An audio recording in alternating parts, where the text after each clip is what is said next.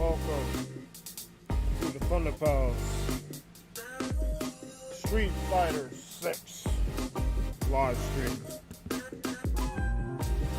I'm your host, IcebergMike, as I adjust my volume because for some reason it defaulted to 0.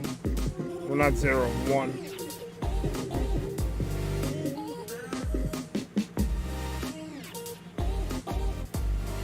Alright. Welcome everyone. What's up, Light Gazer? What's up, Pleasant Lemon? I'm not entirely sure what's gonna happen. If D is around, we'll probably do more ranked. If not, I'll just do World Tour.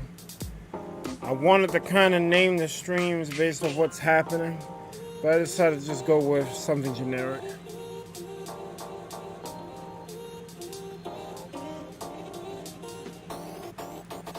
I've yet to come up with a good motif for Street Fighter. I need to do that. I mean, Manon can get it. I can't keep doing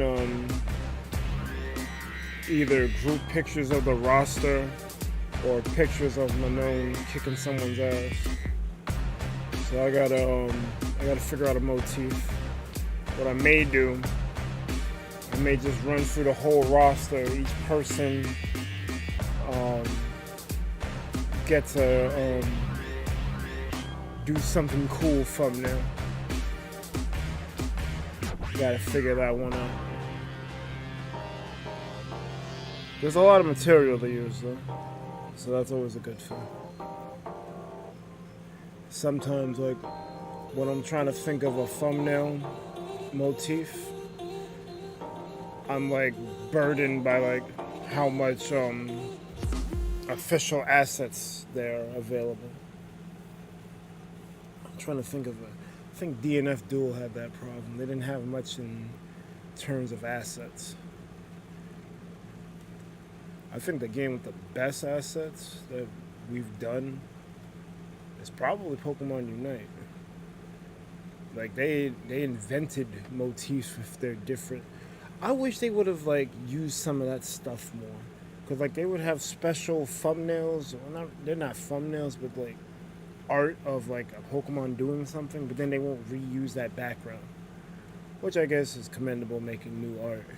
But that's a motif. Just take that background and put a new Pokemon behind it. New thumbnail.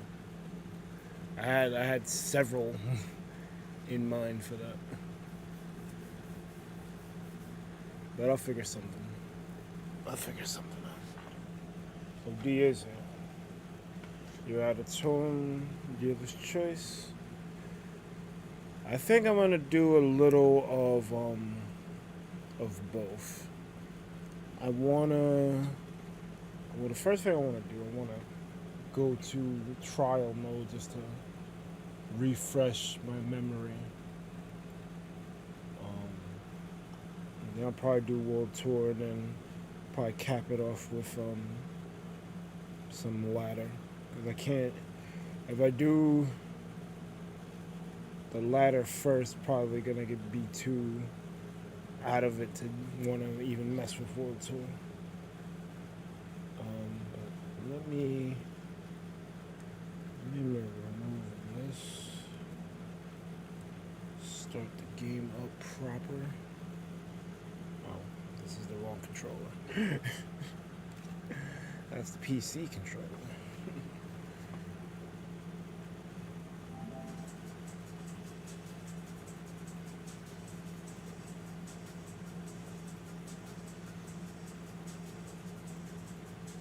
Oh, I never closed the program?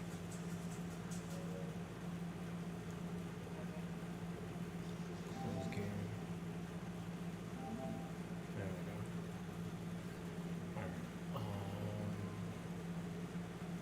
Let me hop in my VC.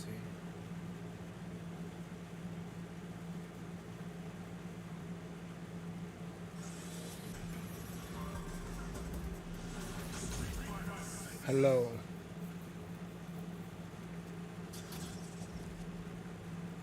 Woo.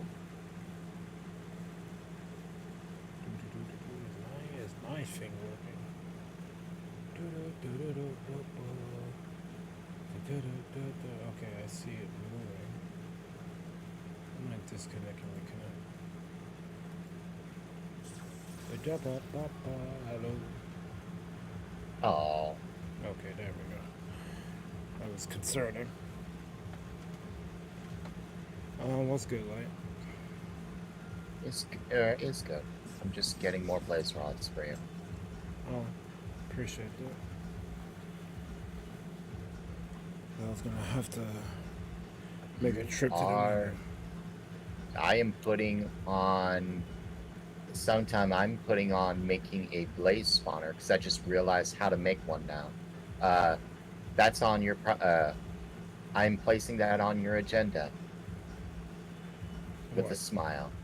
So I just figured out how easy it is, and once it's done, you're going to not hate life so much. You'll still hate the Nether, but you'll hate that part less. How's Street Fighter? Well, I just started, but Street Fighter is good.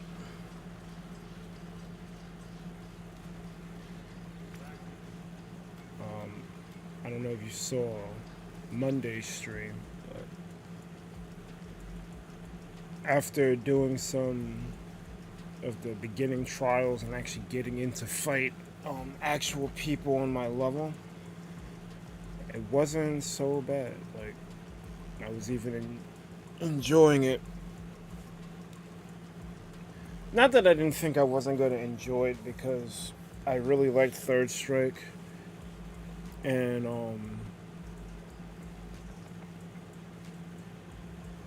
I didn't like 4 too much.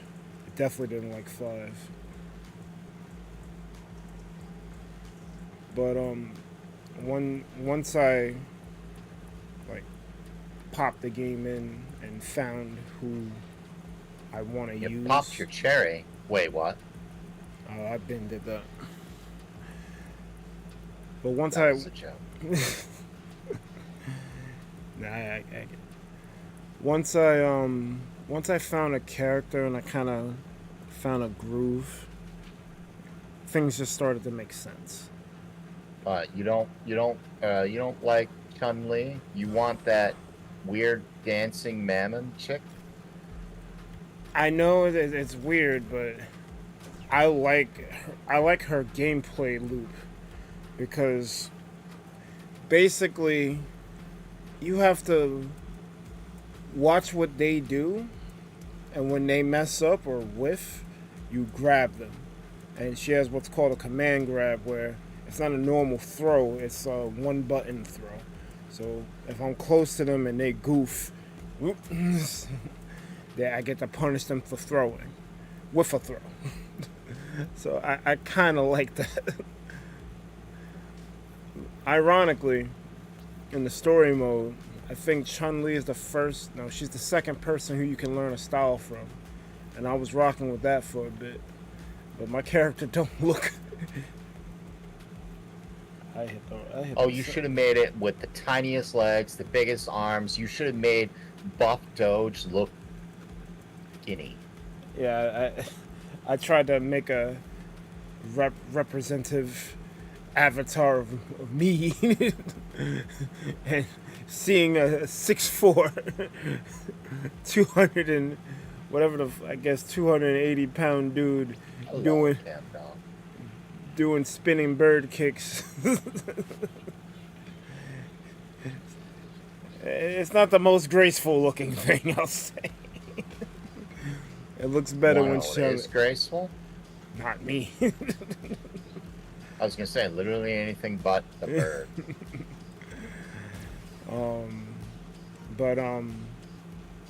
Yeah, so with regards to Chun-Li, like, she's cool, but I think I like Manon a whole lot more. What's up, Cam Dog? Manon's overrated. No one's really talking about her, but then again, I'm not really active on forums like that. Like, from the little bit of banter that I do see, No one's really messing with her like that. Lemon says, speaking of, have you tried replacing that thumbnail avatar with your in-game one? I've asked Jay Gooden to make a new avatar. So whenever he finishes with that, that's when I'm gonna do the swap. Cause I quasi like the avatar I have now, but because it was done with an AI generator, I really don't want to use it for an extended amount of time. It was a stopgap.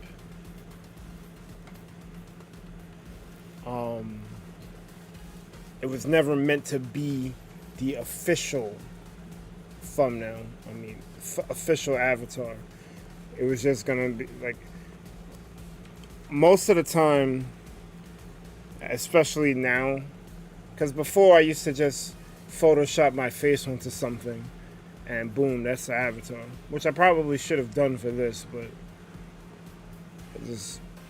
it was kind of short notice because I didn't intend to abruptly just start playing Street Fighter 6. It was a discussion and I just said screw it, we'll do it live.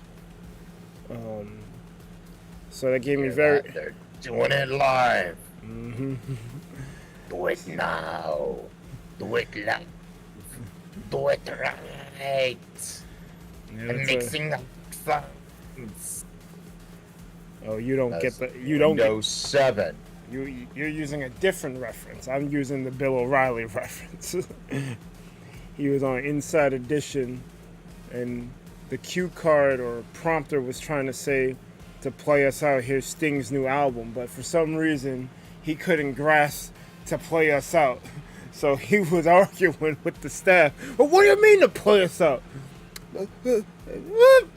Screw it, we'll do it live. We'll do it live. I'll cut it and we'll run it. We'll do it live. And then he says it. He says the exact same thing they gave him, just in his own way. This was like early Bill O'Reilly before he got his own show on Fox, when it became even more ridiculous. But I'm not here to talk about that. We're here to talk about his freak out, which was amazing. I'm still quoting it to this day. Yeah, Pleasant. The way that avatars go now, since I have 3, maybe even more, where I definitely have 3 people who I've asked to do different avatars. Those 3 individuals being A Bit of Epicness, Samwise, and Jay Gooden. There wasn't enough time to this wasn't planned out. This was an abrupt schedule change. So I needed something quick and fast. Knowing that I was eventually going to get something from them later on, I asked them. Jay Gooden stepped up to the plate. But if I'm going to go by history, and I'm not rushing anyone, you could even ask all 3 of them. Most of the time, I don't give them a due date when I ask them to do something. But I'm giving you one now. I want it done by the time Bergs ends his stream. It's got to get done. So, if it's not, you're fired. No pay for you. Jay Gooden is the slowest out of the 3. I think Epic is a little bit quicker than Samwise, but they're almost about the same speed. But he did DM me saying that it's about 50% done.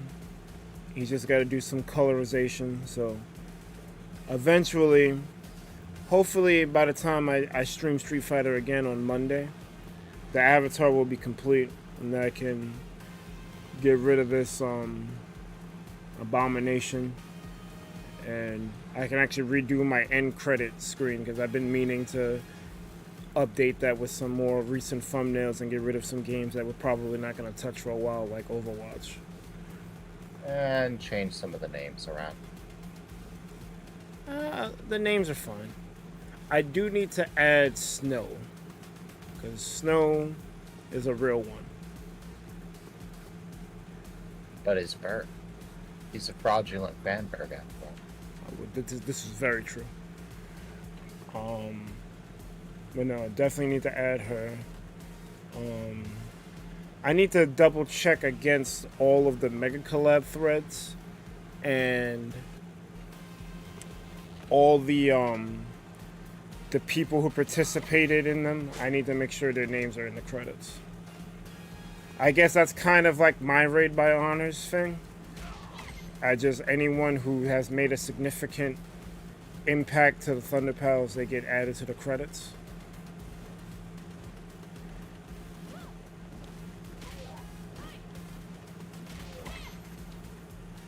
Pleasant said it might have been abrupt then, but what's stopping you now? I'm glad you're not rushing them, but you already have an in-game replacement.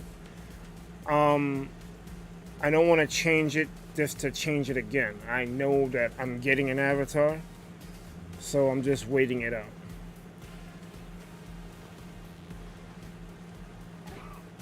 If that makes any sense. Because to get the end game one, I'd have to probably grab a still of the stream and crop out stuff, and I don't really feel like doing that. Especially when I know, like if no one said they would make the avatar, then I'd probably do that. But because I know one is in the process of being made, I'm just gonna hold off until it's finished.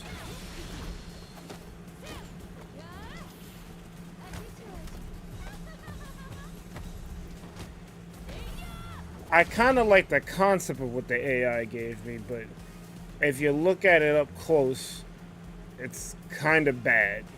Like it's serving its purpose as a stopgap, but it was definitely not something I would wanted to use long term. Oh, I did the wrong.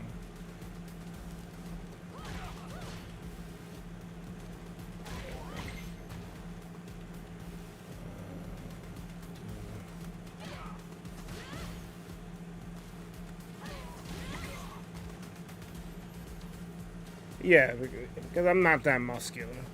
I don't think I've ever been that muscular. I'm gonna be frank with you. I don't think I can utilize AI.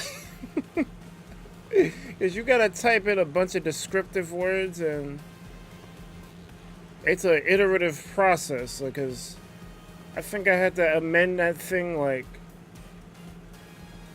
maybe like 4 or 5 times before I got the result you see there. The stuff that they were spitting out before was like really bad. Like, or I didn't use any of the popular ones like Midjourney or DALL-E that require money. Like I found some free things, so that's probably why it doesn't look as robust as it could be.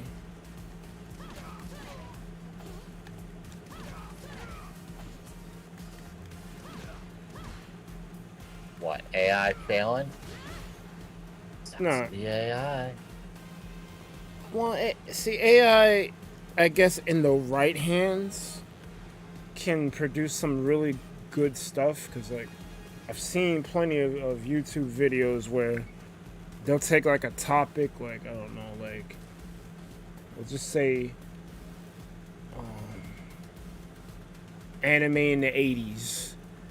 And like they'll show like a montage of AI generated pictures, and it looks insane. Like, but I don't know how they're producing that high quality level of stuff, or maybe it's just a lot of trial and error. Not even that. I don't think there's a character in Street Fighter with that kind of a build unless they were a grappler. Well, you got DJ. He's covering up most of his muscles, though, so you can't really see it like that. And it's probably not even that exaggerated. But there's plenty of grapplers. You got Zangief. technically, not even technically, Manning is a grappler. I think Armika, even though I don't think she's in this game, is a grappler. There's a lot of grapplers in Street Fighter.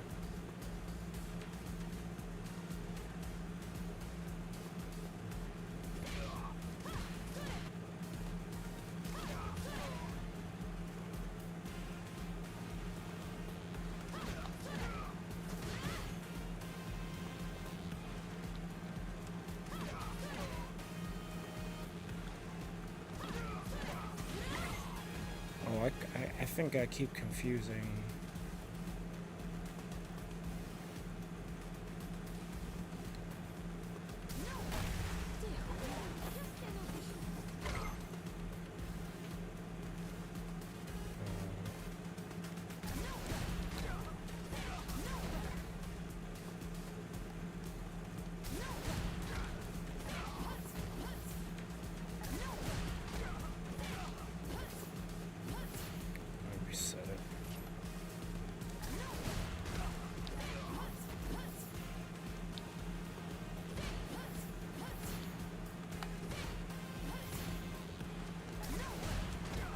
So are you gonna win?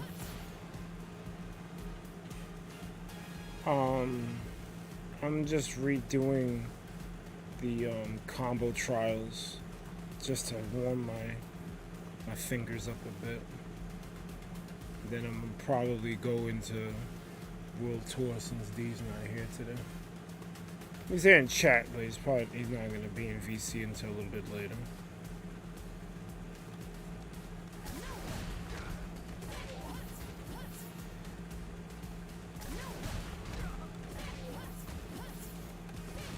This one always gives me trouble.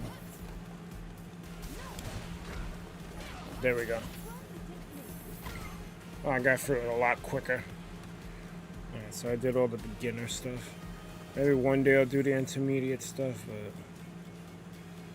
That day ain't today. That day is not today. That's the day Berg gets good. Yeah, word. He starts schooling D. You hear that, Berg? You're gonna school D someday. I mean, it's not unprecedented where a student beats their master, but I think that day is a bit off.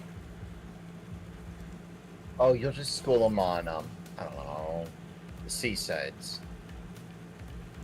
It's less C-sides. Be like, yo, D, get on my level.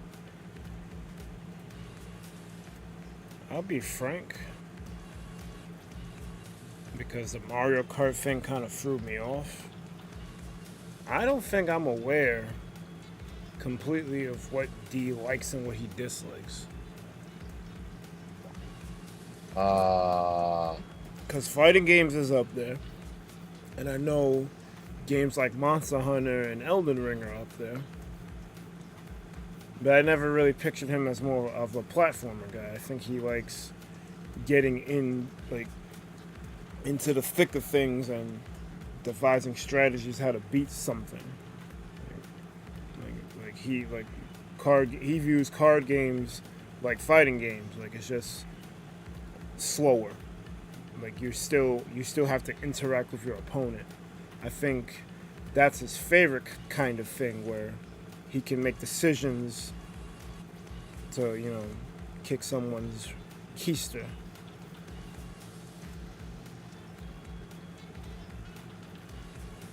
But beyond that whole thing and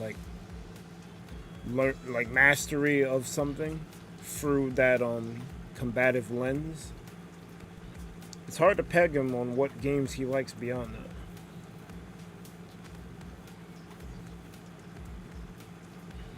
But I'm gonna hit the streets. Pleasant says, too bad there's a big ass chance the model they're using as a base is stolen or by people who aren't given permission to use it, unless you're making the model yourself. From what I understand, a model is just what the AI trains off of, depending on what you put into the model. Yeah, that's pretty much how it works. It's not really AI, it's more, here, I'm gonna feed you all these pictures, and you're gonna binary your way through it and produce something. Alright, I think I'm up to beat square. Oh hey, looks like you got a Metro free pass. Go on ahead then. There's only one stop to the stadium. But you're bound to run into some troublemakers on the train. Best keep your wits about you.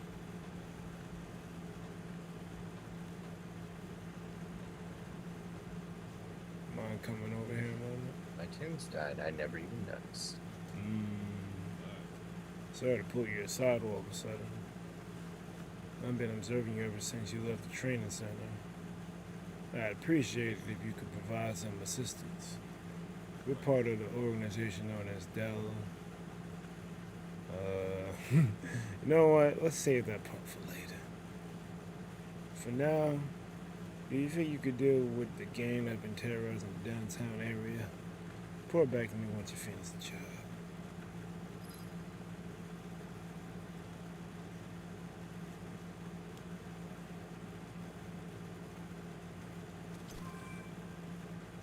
I got an energy drink.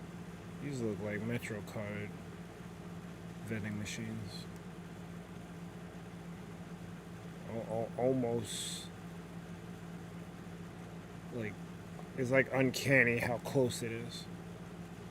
Actually, this is more close to the Metro North Long Island Railroad. But still, it's like uncanny. It's like, yo, I'm gonna fight Steve.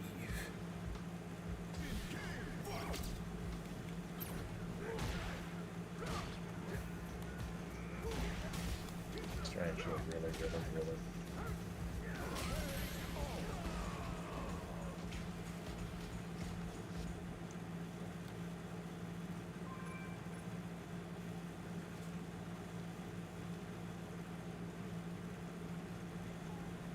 Ride the train.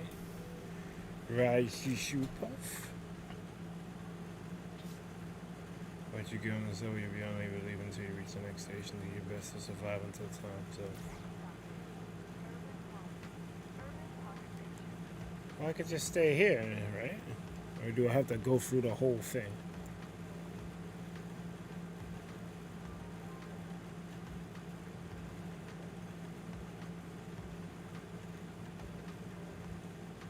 Yeah, they say it's dangerous, but if I don't move and I just let the time run out, I'm good. Or I will have to move.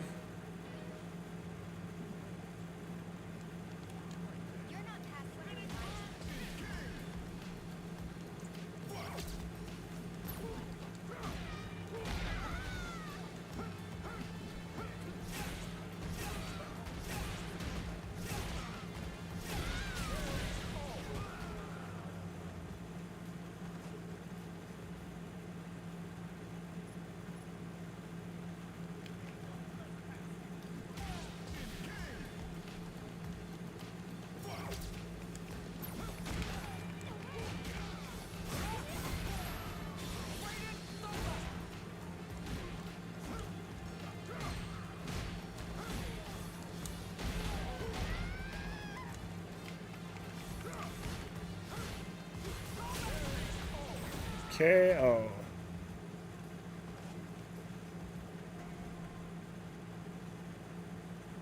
Look at the CC counter. I don't know what that is.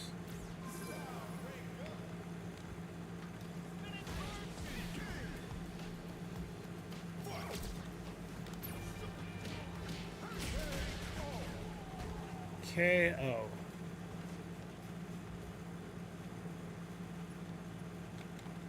You know, I now have an image of a 6'4" man weighing 500 pounds doing spinning bird kick, KOing all of New York City. I'm fine with this. And like, spinning bird kick. No, spinning bird kick. Spinning bird kicks sounds crazy. And just ripping apart innocent bystanders on NSC, because the moment he touches them, they're like, yo, fight me. So he does.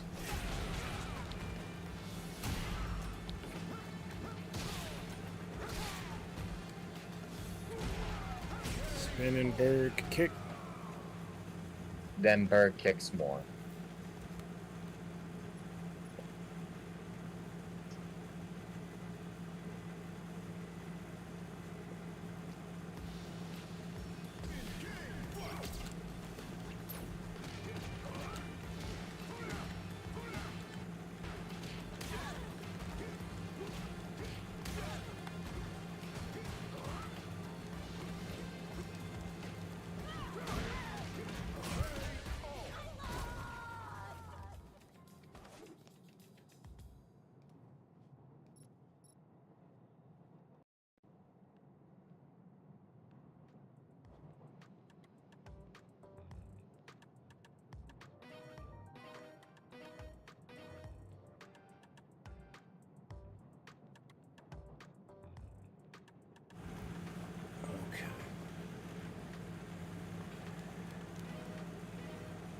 Am I supposed to get all the way to the end? What about the end? Oh, not the Minecraft end. I meant the end of this train.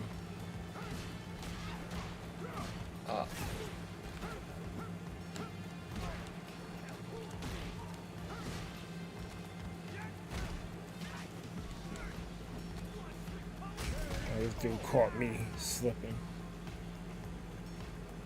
Rise up.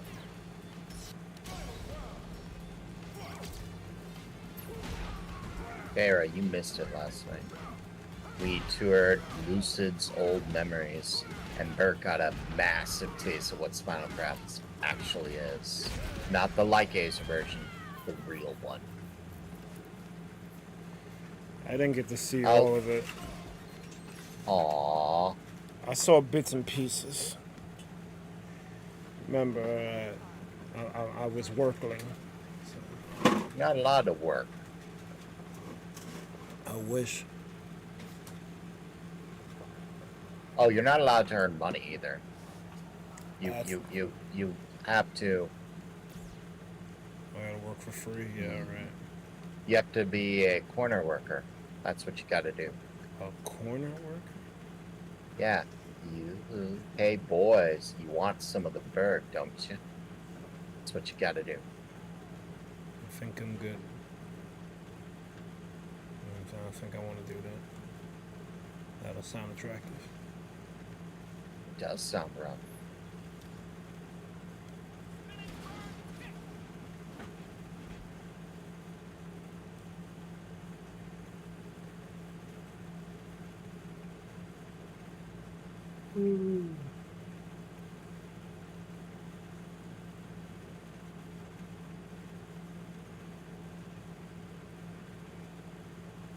Wow, Dr. Pepper loses its space so fast. What happens to it? What soda do you like, Berg? I don't really like drinking soda, but if I had to pick one, Sprite.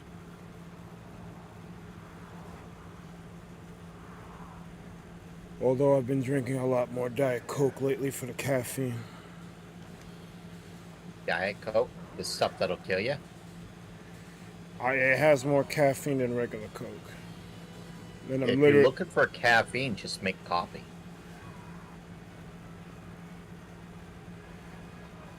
It smells good. And if you let it go to room temperature, you can take like a shot of espresso super fast.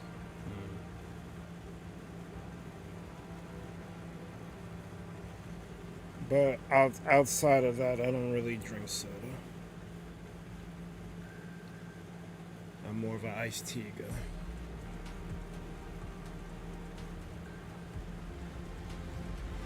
And I should probably have your stream up.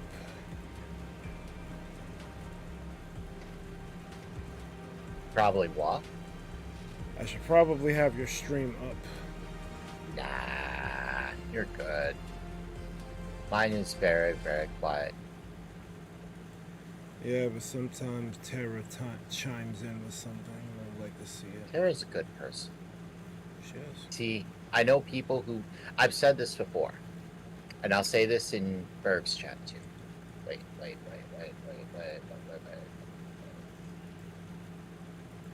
I'll say this in Berg's chat too. There are people who are sus, people who are not sus. He's in my stream almost every day with a smile, no complaining, and is abnormally helpful. Like, she rivals Pleasant Lemon in terms of helpfulness. So I'm like, hey, yo, I don't have a problem. You can do whatever you want. You're good people. She sure is. So, whether people find her sus or not, I see helpful. I mean, what they gotta say is irrelevant. You're the owner of the show. And if you deem a person as being helpful, Hello, little tiger. they are being helpful. That's just the long and short of it. Like, someone could come in my chat and tell me, that guy, Pleasant Lemon, he sucks. I'd be like, only in days ending in Y and you're throwing. Enjoy this timeout. You're lucky it's not a ban.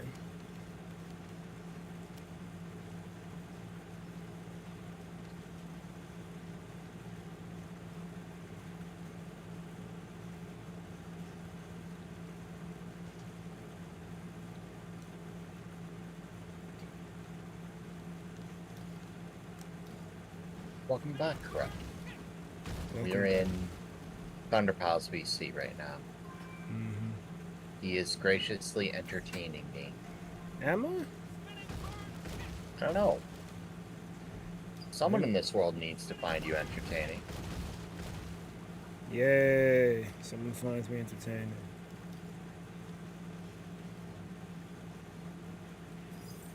You know, I've come a long way. Feels good to finally be able to entertain somebody. Yes, yes. Some middle-aged, overweight guy finds you entertaining. How does that make you feel? Might as well check. Might as well check. I was gonna say, check it off the bucket list. Well.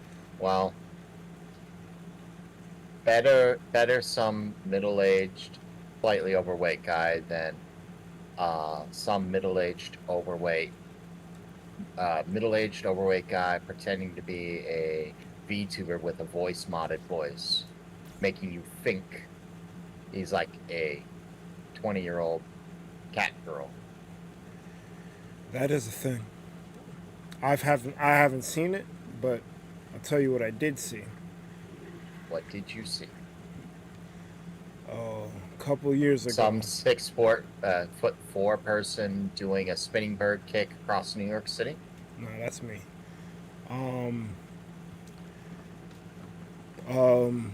Couple years ago, there was an event in Central Park, I think. It was either Central Park or Prospect Park. I can't remember offhand. But it was Japan Day. And I seen a large, oversized black guy dressed in a magical girl outfit. It was not the most pleasant sight. Now, I'm not judging. If that's what you want to do, that's what you want to do. But it's the first time I seen something like that in the wild. And I was like, wow. He's supporting his franchise as best he can. You got it, bro. That's all I can say. Corrupted's telling me in order to stop being mean to others, I need to stop being mean to myself. Can't do that. That's part of my humor. Me picking on myself is usually a good thing for jokes because it allows other people to relate ish. I think it's called self-deprecating humor, but most of the time when I'm taking a dig at Lighter. He's taking a dig at me, or we're taking a dig on ourselves. We're not. It's not, oh my God, I'm so emo. I need to start cutting myself. It's nothing like that. It's just, it's all in good fun. By the way, you shouldn't cut yourself. Yeah, don't do that. Please don't. Sarah said it depends on what the middle-aged overweight man is like. Unfortunately, we can't tell what the middle-aged overweight man is like because it's the internet. Something you can't really grasp over the internet is a person's real personality. Mm-hmm. It can part of be why hard. I say that's part of why I say I don't really care. Hello, Reese. That's part of why I say I don't really care if people say they're a girl or a guy. I'll just accept it as fact. Like, yay, you're a girl. Yay, you're a guy. Yay. There is a third option. Well, actually, there's a true third option, but I wasn't thinking about it until I started up this joke I was about to say. But the real third version is non-binary pals. But the joke I'm still grasping my head around that said thing is a thing because I grew up where said thing didn't exist. That's the problem, and I think some people need to be cognizant of that. Like, I believe in agency for all. Like, do whatever you're gonna do as long as you don't harm another person. You want to identify as an Apache helicopter, go for it. But sometimes it's hard because this society teaches you in binary, basically male, female, and that's it. And if you tell to certain, so I get that. But there is a reason for that.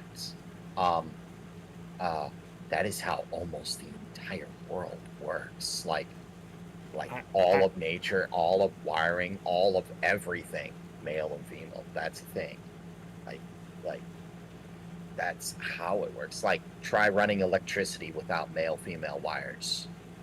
I mean, I feel you and I understand it, but for some people, gender dysphoria is a thing, and we can't just discount their humanity because I don't.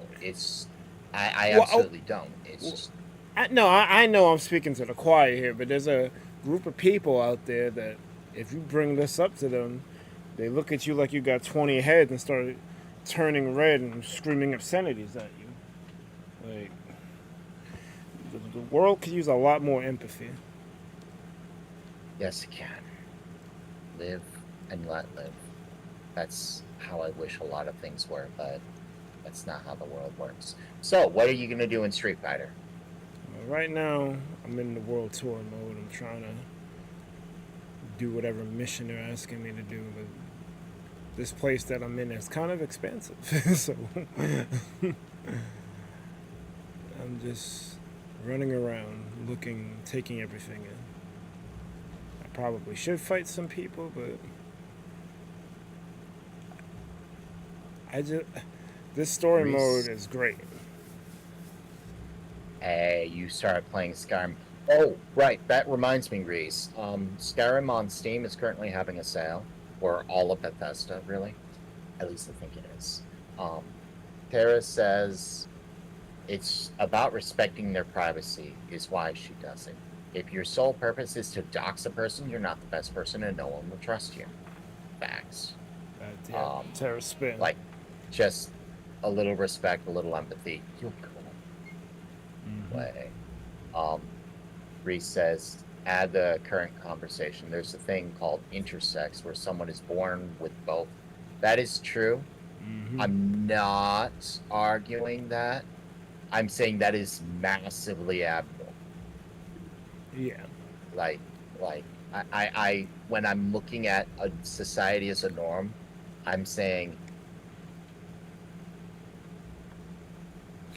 go for it as a species. Like you have over 95% as this or this. Abnormalities will occur because that's how genetics work, but I respect all. Like, let me put it to you this way. You could be born without arms and both reproductive organs and still manage to hold a job. I'm good with that. Like you're good. You've done way more. Who am I to say you suck? No. We live in the same country. We do the same work, sorta. We both help out and help the greater goal. Do I need more than that? No. Okay. See, That's all I want. so I have a take that could be controversial. So I don't really want to say it, but It's not meticulous. Shoot your take. What you oh, I thought Light was having problems with his Discord. Nope. What the fuck is that? Nope. He joined the chat. I was waiting to introduce. I was waiting to come in. No, cause and I could be off base on this, but this is just some. Speak your truth. This is some observation that I made. What's up, Amanda? Honest discussion where we're not getting angry at each other is more than welcome in both our chats. No judgment. No, We'll judge you after. You can say what you want, free of judgment. My I believe that the fertilization process is not as simple as some groups of people will make it out to be, because you have babies that come out autistic, you have babies with different sex genes. When you inseminate an egg, it always starts as female, and if you mess up that process during the 9 months of the pregnancy, things can happen. There's consequences to, you doing something. Like they say, don't smoke, don't do strenuous activity. You want the baby to grow up healthy. But if you out here wilding, you're gonna cause deformities with the baby because it didn't have the correct, incubation while it's inside the woman's belly.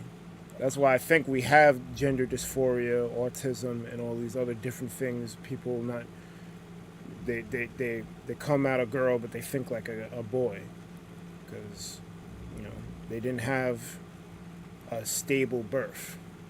That's my take on it. But whenever I bring this particular subject up, I know I'm in good hands here, so I'm not that worried about it. But I've talked to people about my take. There's only two genders, male and female, and I'm just. All I can say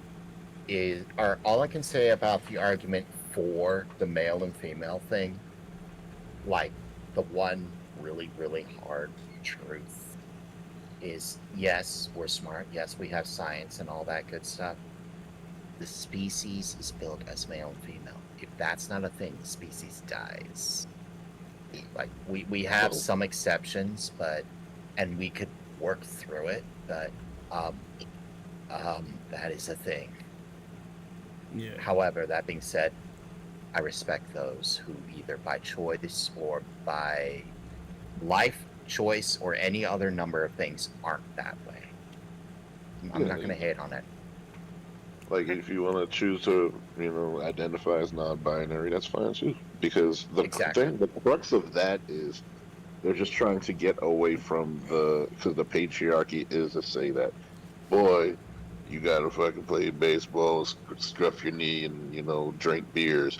Women, you gotta be at home and start cooking and put on a dress and all that other shit. They don't really want to be associated with that. It's like, let me just exist. And I'm like, all right, that's perfectly fine if that's the viewpoint you wish to have.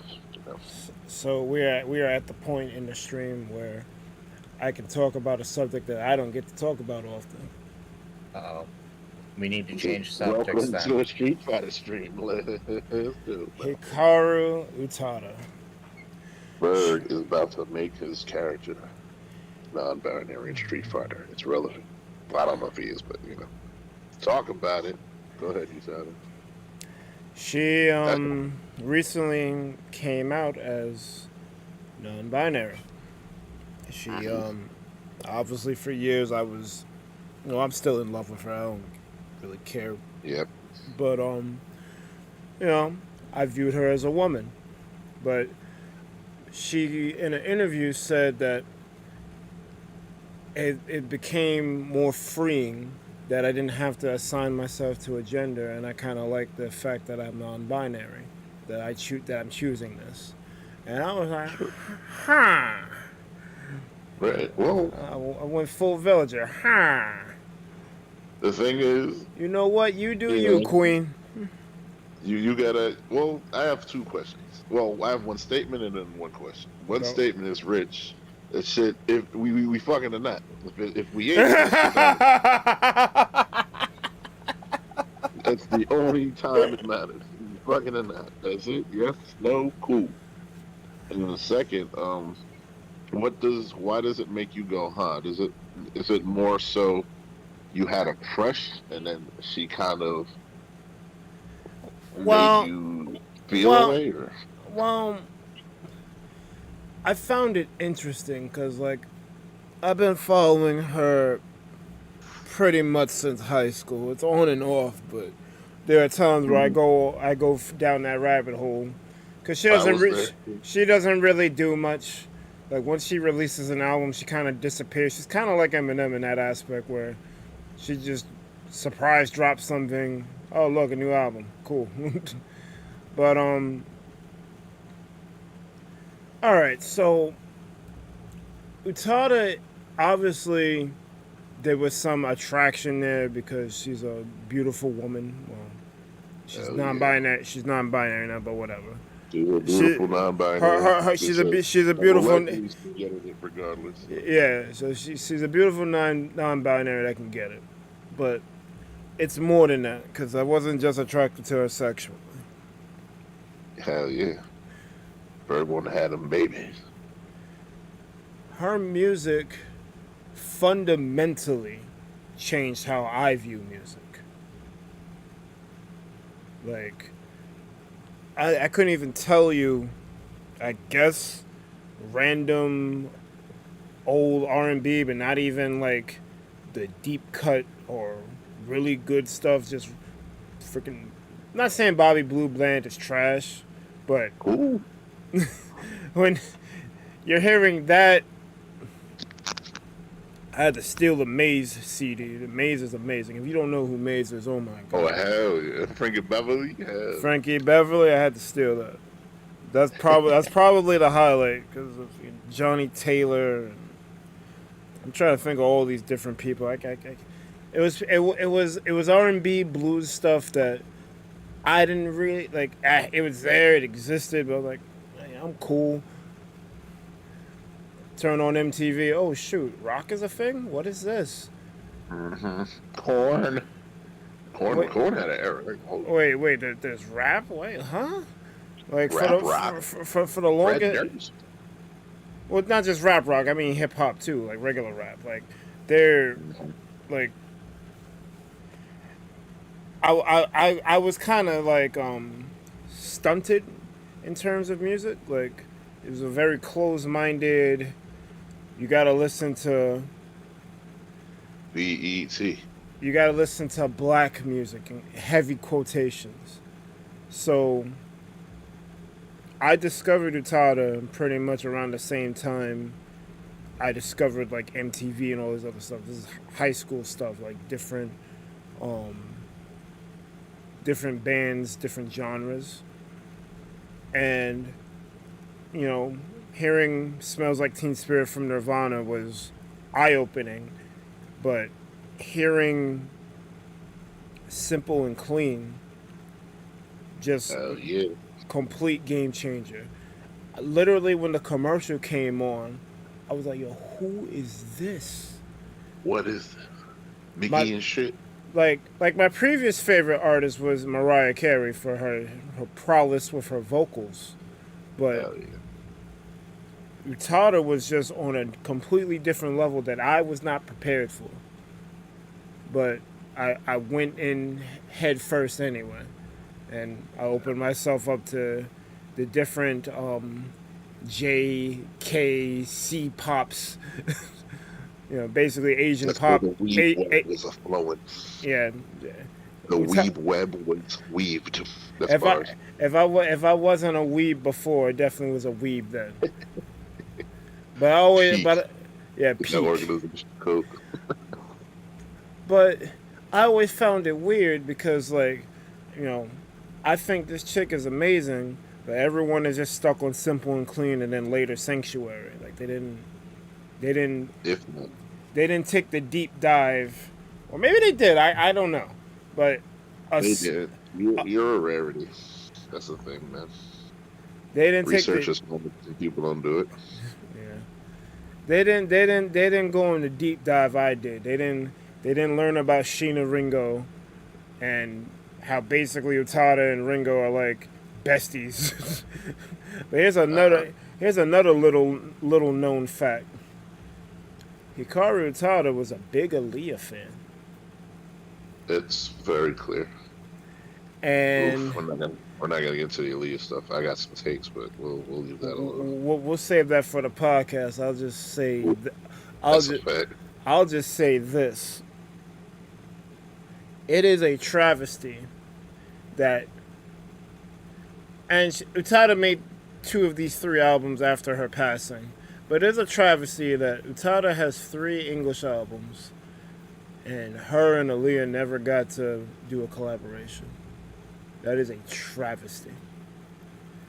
Like, I just, it's beyond me, and it's got a lot to do with how we treat different races in this country, the United States. It's bad.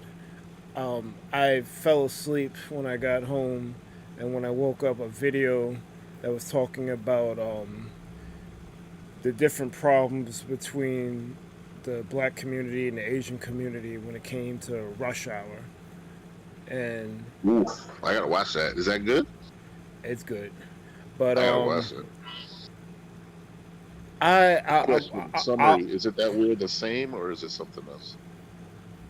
He kind of went in he talked about the movies, but he also talked about the history behind it, people people was like, yo, like this. They might have kind of got it worse in some, but no, we're the same. It's not comparable. Like they went through shit. We're basically the front. We're the front men of all the issues. But they're going through. It's about the same, but because with them it's recent. It's in recent memory, because we can talk about slavery all day. We weren't there for that, but we were here for the internment camps. We were here for the COVID scare nonsense where he's punching out Japanese ladies and shit. I'm like, really, bro? I got shit to do. What is this doing? You had sex with a bat. I gotta kill you, huh? Like all that misinformation and hate for no reason. I'm just like this it's crazy. But he was basically saying the movie by today's standards might be seen as racist, but people who grew up when it came out never viewed it that way. That shit was great. I love Rush Hour. Rush Hour is amazing. It was a clash of worlds, bro. It was literally like black comedy from the 90s, like stand up with martial arts movies. It's like it's a fusion that you really don't get to see often. It's a beautiful fusion. It is a fusion because it's basically like Eddie Murphy and Bruce Lee. Yeah, pretty much. And Jackie Chan is a perfectionist. Yes. He even said you see the scene where I do the thing in 2 seconds. Oh, it looks cool. Like, no, it's not cool. I redid all these takes. Many times.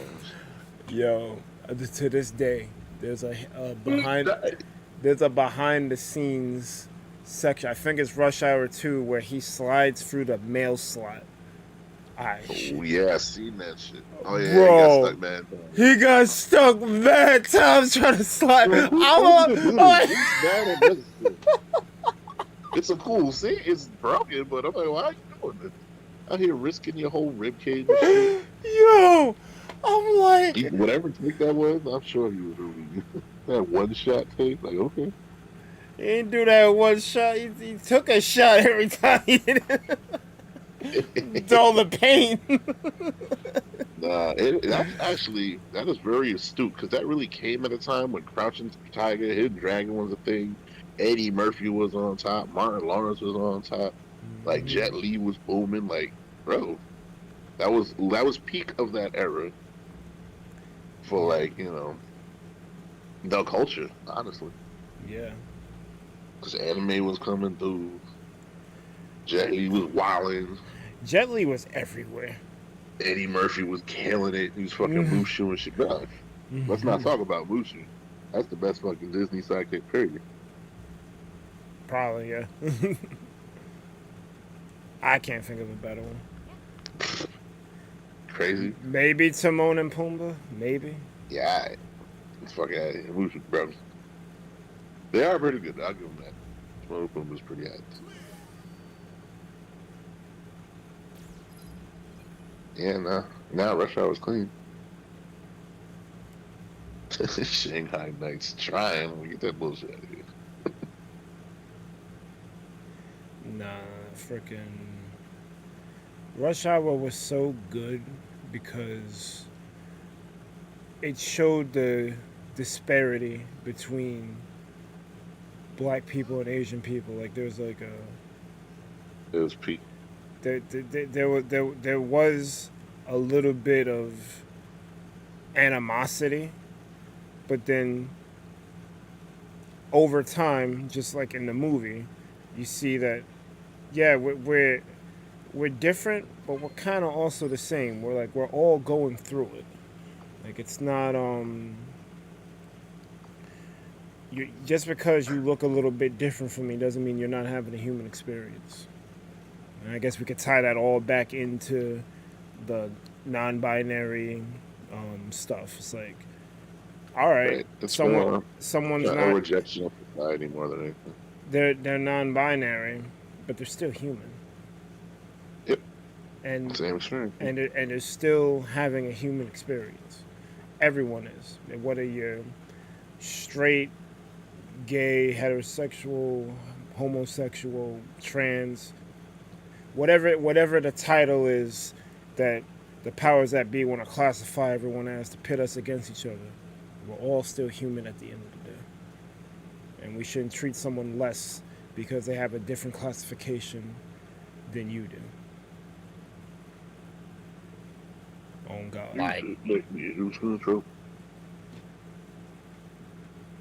Like an example. We know a person. They identify as a female and I'm not going to argue whether if they are female or not. There's lots of people who said they aren't female because of this proof, that proof, that None of my business. I don't care about that. I care. No. Hold on. It ties into what we're saying. No. I'm on your side. No. I got you. I got you. Like, I don't care. They're female or male. That is one of the most, like, their personality. That's bad. And I'm just like, okay, I don't like them because of this reason. I don't care if they're guy or girl.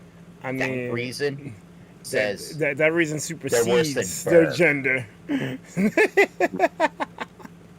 that reason supersedes their gender. That reason says go 1v1D when he's in a bad mood. Go on. That's a bad idea. I mean, you could, yeah. I mean, I think it's a bad idea when he's in a good mood. Bad mood? That's a choice. That's a choice. You'll learn. Well, when D's in a good mood, he'll teach you what you're doing wrong. When he's in a bad mood, he's just going to melt your face. Yeah, again. It's true. It's a silent ass beating. But That actually reminded me of the joke I was gonna say. It's not the greatest joke in the world, but girl can be one of two things. It could be a female or it could be an acronym. Uh, guy in action here. acronym. Oh, okay. Guy in real life. Wow. And that person, there's actually a book named that, which is the book is actually very compelling, but yeah, there's a bunch of people on the internet claiming to be one thing and it could be another.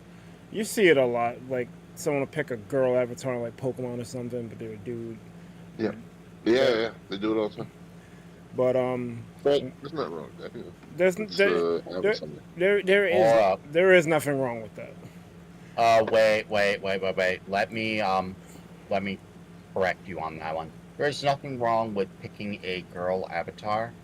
There is everything wrong with being attracted to said girl avatar from Pokemon. Yeah, that's usually that's why I don't do it, because I don't pick a girl avatar because it feels weird to just blatantly just control a woman, whatever it is, just doing the things that are. That's why I try to immerse myself in it. Like that's why I usually like for like Monster Hunter and stuff. I'm not gonna pick a girl because it feels like I'm outside controlling her. And I'm just like, nah, it's kind of weird. Yeah. That's just from me. That's my perspective. Like it's okay with Kim because I don't got no other choices, but that's you. My perspective. Not that there's anything wrong with it. You know? I kind of share that perspective, but the problem is a lot of the dudes just don't cut it for me. No, that's fine. So it also has to speak to you. It also has to fit your hand. So that's why it's like a balance in that.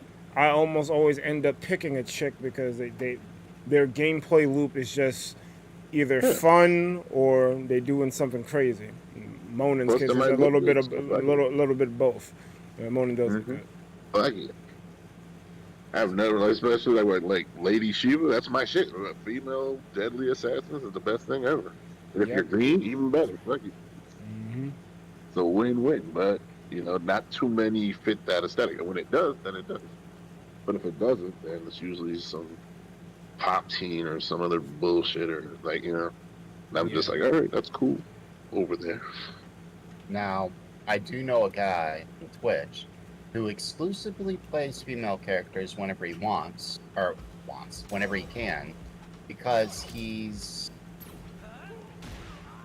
finds the male, like in Street Fighter, because he played Street Fighter. He looks at Street Fighter, he looks at the male and the female, and he's just like, I like the girls in this, not in this game, but like, I have a female, a bias against males in the video games. I like these girls, as opposed to, I forget what I was going. I went a completely different direction than I wanted to. Something about him liking females in video games over males and making it sound like and it's okay. But I mean, when I play World of Warcraft, I have a female. All my healers are female. All my attackers are male. I kind of get it. Yeah. But, no, it's fine. But it's your choice at the end of the day. I draw the line at, Pokemon's full of 10-year-olds. Why are you being like, oh yeah, that chick's hot? Yeah, that's weird. Yeah. That's dumb. It's something that I never really thought about because I've been playing Pokemon since its inception. But yeah, that is a really weird aspect when you break it down. It's like, yeah, I don't know about this one, Chief. I get it. It was meant for children, so you begin your journey when you're 10. Some of the games tried to age up some of the characters, but they're still under 21, so I don't want no parts of it. He says he used to play females, so now his GTA and Red Dead Redemption Online characters are all female, and he can't change it.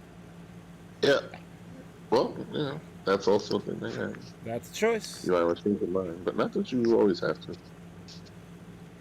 I mean, like they tell you most of the time, like, oh, if you do this, you can't change it. So you gotta be sure that that's what you want to do, or play a game that lets you change it on the fly.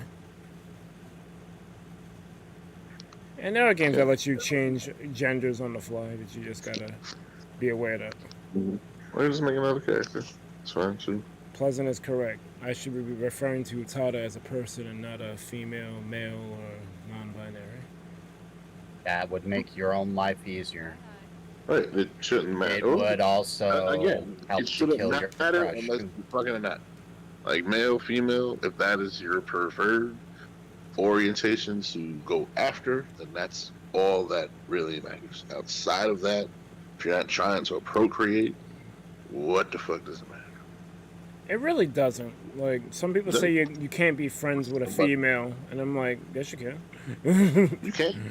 Yeah. But also, don't dismiss the argument that some people kind of get locked into a way that, okay, if it gets a little too close or chummy, then there might be some kind of tension. Yeah. Well, don't enforce that. That's not good. That's what leads to please, Jesus, I've sinned, even though you fucking pastor banging out fucking random fucking. Oh God. Like, no, really? I can't. It's like, stop! Don't fucking lie. But it's a thing. Well, a lot of people don't want to admit to themselves that what type of situation they're in. Like, if a girl clearly friend zoned you, and you still want to pursue that relationship in a sexual way, that's a choice, and that's a bad choice. Yeah, exactly. You should not be doing that. Like, you should genuinely want to be friends with someone because you think they're a cool person to be friends with. Motives. Don't have ulterior motives. Yeah, you're like, keep it 100. You're like, yo, I'm trying to smash. You're like, nah. I'm like, all right, cool. All right, cool. I guess you're cool, but I still want to smash. She's like, nah. I'm like, all right, well, I don't find you that interesting. I just want to smash, so I'm gonna move on. There's nothing wrong with that either. Some people can't be that honest, or if they get hit by the no, it shakes their whole worldview. It's like, how could you not know? Well, that's some shit. That's also nice. Like, literally, a nice guy. It's probably the biggest travesty, because it's really the dishonesty and the deep-seated, blatant, I want something else, but I'm gonna put on this persona as a nice guy instead of being like, you gotta be honest, because that's the real disservice. Not being honest, not being upfront, not being direct. Like, that's the real issue. Yeah, you need to that's what's like rampant. Like I'm one of the few nice guys out there. Don't say that, bro. Don't say that. You can say you're genuine in the fact that you don't want to manipulate and or take advantage of women. All right, we'll go with that then. Yes. I'm a Let's genuine. be specific. Just saying that's what Jen said. A genuine nice guy. Nope, that's right out of the playbook. Nice is deceptive. Nice is deceptive. What some would call nice, others won't. There we go. Thank you, Light. There is truth to it. Run. You got power. Run. Like, I just dealt with a lot of situations where, okay, Tara, you have a good one. I just got dealt with several situations where I'm pretty nice, helpful, courteous, all that. Not for some people. There are some people who would say, no, you're pure trash. But, like, in that case, even though I don't want to disservice your point because it is true, I think that's a little extreme. But that's just because I'm privy to information you probably don't want to tell others right now. It's like, I'm making D's point that you can be as nice as you want. That nice only affects some people. Like, you could affect everyone you could possibly think of. It only goes so far. Despite you trying to make it as far as you can, there's going to be, like, those people who are just going to look at you and say, why did you help them and not me? I'm starving. You gave them a sandwich and not me. Suddenly, you are a horrible person. Can't save everyone, bro. Sorry. You can't save everyone. I'm gonna hit you with the Ichigo quote. I don't want to save the whole world. I just want to save a mountain of people. The people who I know. The people who I know. Like, I can't do this. He was saying this to Rukia because Rukia said, well, you got to be a Soul Reaper in my place. But, yo, I can't do this. like, what are you expecting of me? Like you can't save everyone. You can only do what's capable in your wheelhouse. Berg, what do I expect of you? I expect you to die, Mr. Berg. There we go. All right. Well, that's good. That's gonna happen naturally. Let's not rush it. We're gonna rush it. Oh no, I'm gonna strap you to a table and have a laser cut you in half, starting with your nuts first. With sharks at the bottom. What in the Pokemon Season 1 is going on here? Hell yeah. I'm gonna send you to the Shadow Realm.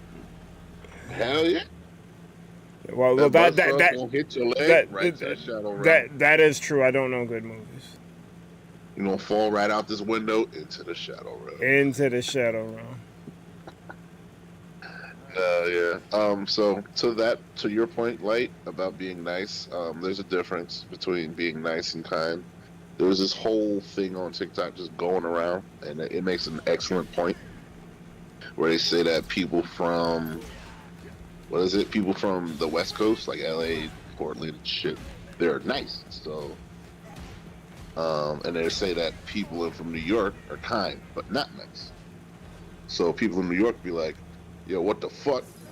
This motherfucker just fell out the fucking third rail and shit. He's about to delay the whole fucking trade. They'll scream at you, yo, you about to make me late. Nah, not today. But then somebody will jump down and save you. Versus West Coast, you'll get a flat tire, and people will drive by, oh, that's so unfortunate. So sad that happened to you. Drive the fuck off. Versus somebody in New York be like, yo, what the fuck? Yo, you need a fucking tire change? What are you, a fucking idiot? How you not know how to change a tire? And they change the tire. And they walk off. Yo, don't do that dumb shit again. Yo, I'm out. That sounds like some New York shit. So, ideally, that's just the culture. That's the way it is, you know. Take it however you like, whichever you prefer. Actually, that's very true, because if you ever watch one episode of the Apollo, Showtime at the Apollo, I don't even know if that show still airs, but it was infamous for the amateur night section, where brand new artists would go up and they would do their whatever, sing or rap, whatever they were gonna do, and if they were bad, they would let you know. Yo, boo! Yo, you suck! Yo, you what the fuck? And yo, back to the drawing board with that shit. And infamously, Lauryn Hill was up there, and she went through it. Like, they let her know, but mid performance, she did the adaptation, and I don't know, whatever she changed, however she was singing, and people were starting to gravitate to her. Yo, yeah, you go, girl. Yeah, that was great. That's the one. Same performance. So yeah, there's a lot of truth to that. Yeah. New Yorkers are blunt, but if they see you're struggling, but you're trying to get through it, you're going through it, and you're trying to better yourself, they'll help you. Kindness speaks louder than niceness. And I mean, niceness may be louder at first, but kindness is what we all need. Just a little bit of care and consideration. I am a full supporter of kindness over niceness. Even if they're like, yo, fucking idiot, what the hell? I mean, I can't believe you didn't know. Let me fucking help you. I mean, do both, but if I gotta choose, I'm gonna choose kindness. That's Because real. I rather get the help than pleasantries. None of my coaches were nice, and I will keep it a buck. None of my coaches were nice, but they all had care and consideration. They were either blunt or they were complete dickheads. But at the end of the day, they saw my benefit, a well-being of pushing me to be the best that I could be, and that's what's more important. Yeah. They're not gonna. It's like sugarcoating. You're gonna sugarcoat it, and like imagine if Lauryn Hill was on stage and she was fucking stinking up the joint, and they say, "Oh yeah, you're doing great. Keep at it. One day you'll be fine." Nah, she ain't helping nobody. It's not. Yeah, So, boo, what the fuck? Boo, change this, and that. She changed this, and that. And now it's good. All right, here you go. That's what's up. Good shit. You're not going to fake a reaction like that. If it's good, it's good. oh, I gotta change it to nighttime. That's why I can't. It's like your friend telling you, yo, you didn't brush your teeth this morning, blah, blah, blah. I'm going to let you know. Or you walk out, yo, that shirt is looking crazy. You might need to change that. Got a big-ass pudding stain on you, though. It's put staying on the back. Let me take that little What is concept that? and Might be twist it just a touch, where it's nice and kind are concerned. Okay. Go So, on. D, you got a starving man. Uh-huh. Which is kind? I'm gonna give you three scenarios. Which is Yes. kind? Letting him walking away, or he's homeless. You see him situation. He's hungry. He's on the street periodically enough so that you can actually recognize him. He's hungry. He's clearly hungry, and he's visibly shaking from the hunger. Do you A, walk away? B, give him a sandwich? Or C, teach him how to fish? At that point, if he's shaking, assuming that all three are logical, are very like real things. with the which context, one? with the context given, I'm gonna give him a sandwich because he gonna need that shit now. A fish. I mean, he don't got time to be sitting here learning how to fish. Okay. Let me withdraw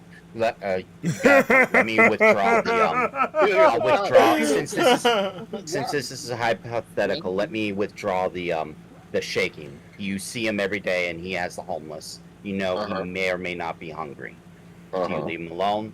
Do you give him a sandwich, or do you teach him to fish? What are the previous interactions that I've had with him? You just drive by and see him, or you're driving by on the freeway and you see him on the corner. And you see that the moment he gets a sandwich or food from anyone, he eats it pretty quickly. Like, he doesn't sit on it, he eats it almost immediately. Yeah. If it's within means, then yeah, he can have a sandwich. Okay. Because again, there's not much you can do given the circumstances, The person I'm gonna teach to fish is somebody in my inner circle or somebody who long term has the ability to do. Like, I don't have enough context from this guy to know what he is or isn't capable of, and or what his situation really is. Because I've definitely I've bought Popeyes for a hobo lady. She didn't even say thank you, but I did it. Fuck it. It happened. And the register people, they was all looking at me like, damn, that's real nice. Putting a bit of meat on. I'm like, yep. But, she was looking kind of sus and scruffy or whatever. So I was just like, what, cool. She's like, I'm hungry. A dog. Like, I don't got it. Yeah, have some chicken. Fuck it. But a whole ass meal. Took the meal, walked the fuck out. I'm like, damn, no thanks. All right, whatever. But would you call the not teaching them how to fish would it be not nice to not teaching them how to fish? No, the niceness there was because me. Both are pretty nice. Yeah, the niceness was me knowing that she's not going to take care of herself, but looking beyond that, looking past that, looking past the flaws, and helping her right now.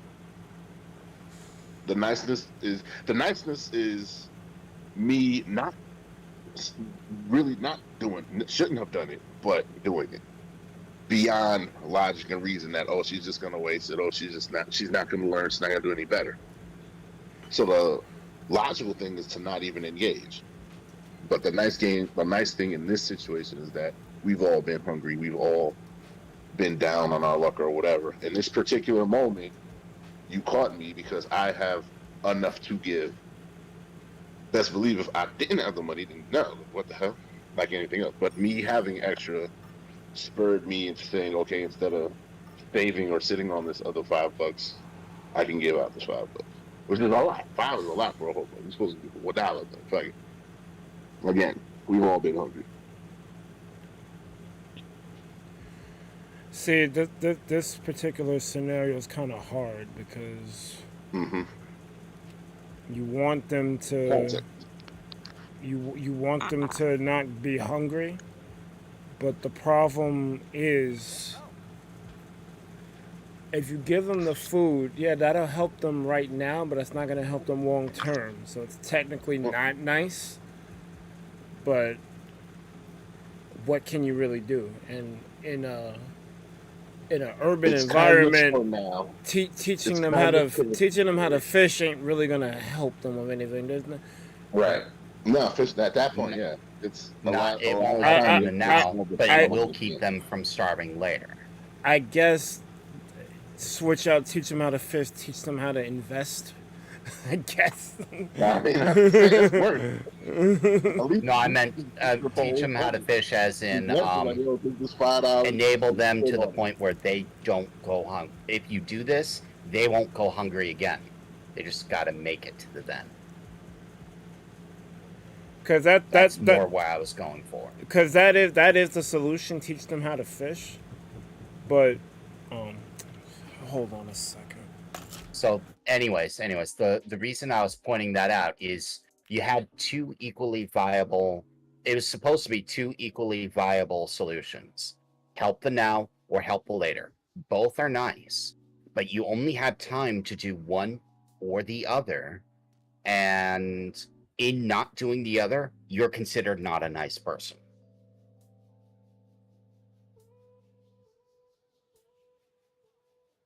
That's it was. I was going for a catch-22 on the nice thing,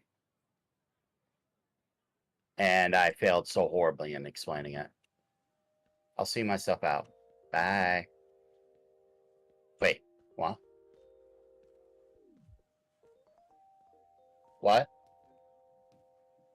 Uh-oh.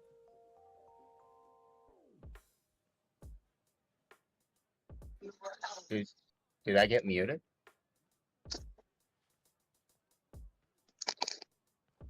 No, Barrett hears me. I hear him. He's addressing chat. No, he went AFK. Me? Yeah, I use the bathroom.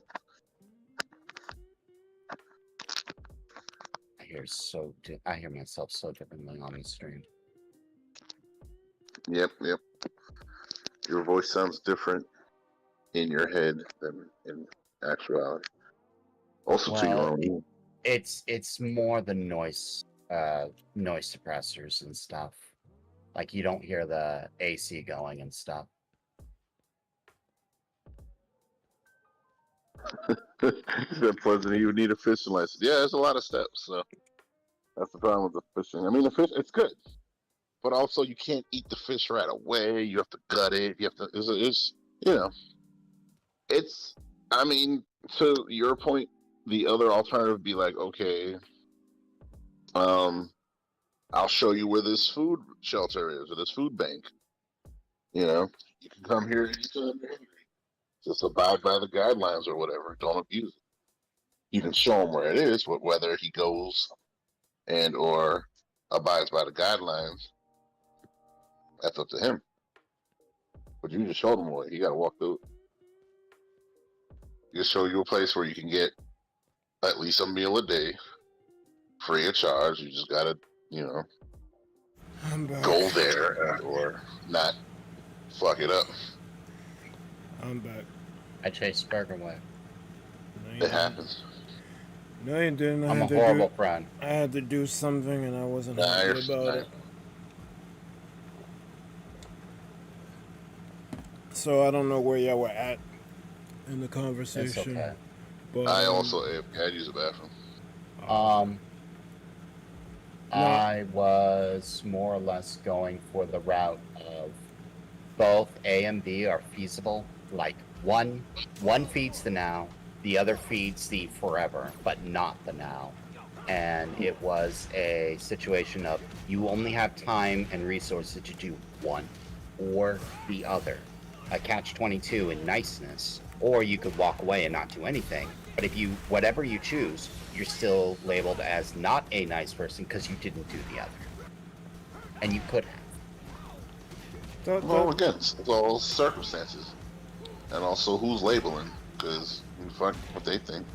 I mean, if you do either or, you're a nice person. So it's like I don't understand. Like other people, a lot of the time, other people's opinions don't really matter. It's not relevant to who you are as a person existing, you know. Especially if they're just talking, because there's a lot of that, especially online. Yeah, there's a lot of keyboard warriors. Like if you're, regardless if you give them the quick meal, or you dedicate some time to get them to be self-sufficient, you're doing a good either way. So like, I don't even understand how you could talk. Like you didn't help him, I did. Mm-hmm. You could have did this. It's all for reason. It's like you could have did this. Why are you on my case? That's also why I was spinning it the way I was, because yes, you are absolutely right. Who the hell are you to tell me I wasn't nice or anything? And yet, that's how the entire world is. They will actually tell you, because you chose one and not the other, you are a horrible person. You are like one of the most despicable people ever. You know he's not going to live to see tomorrow. Why'd you give him a sandwich? Like, why did you not give him a sandwich and not teach him? And then you got the other people who are just saying, no, you did the right thing. They're wrong. And it's that's when you said the nice versus kind. That's what I see. Like, it's not, I get it. Yep. Just in and also, a different way. Yeah. And to that point as well,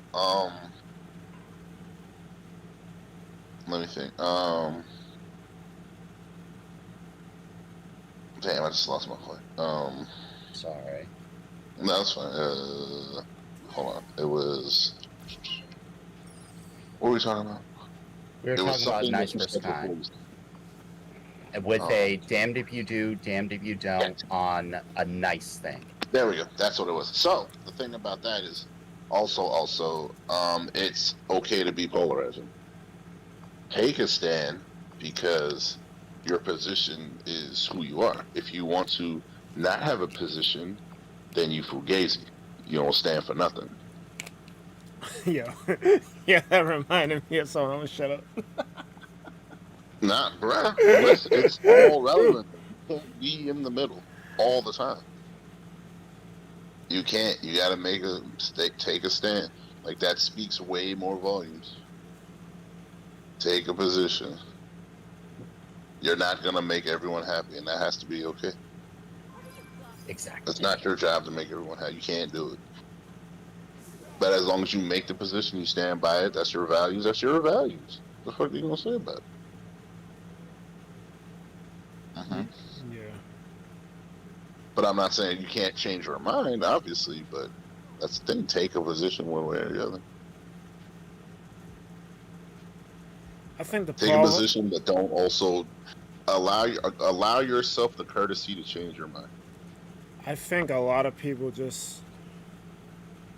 they can't be wrong ever, and the minute that they're found to be wrong, it's the end of the world.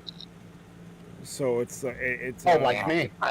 That's because a lot of people tie their identities to shit, and I'm like, that's the whole issue right now. They don't allow themselves to see the other side. They don't allow themselves to introspective or, more fucking, I guess ideas. Just think of, just be like, okay, this can I challenge my own ideas like that? They don't allow that. It's just, yo, I'm right, I'm wrong. See how right I am? Make me rich. Like, no, Yeah, I'm so right. You gotta give me money.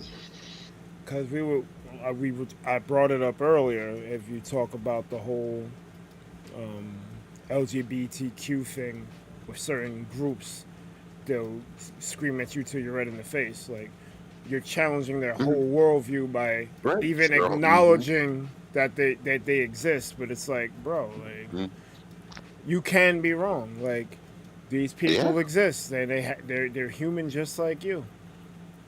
And that's the problem with tying your identity to an idea or a belief.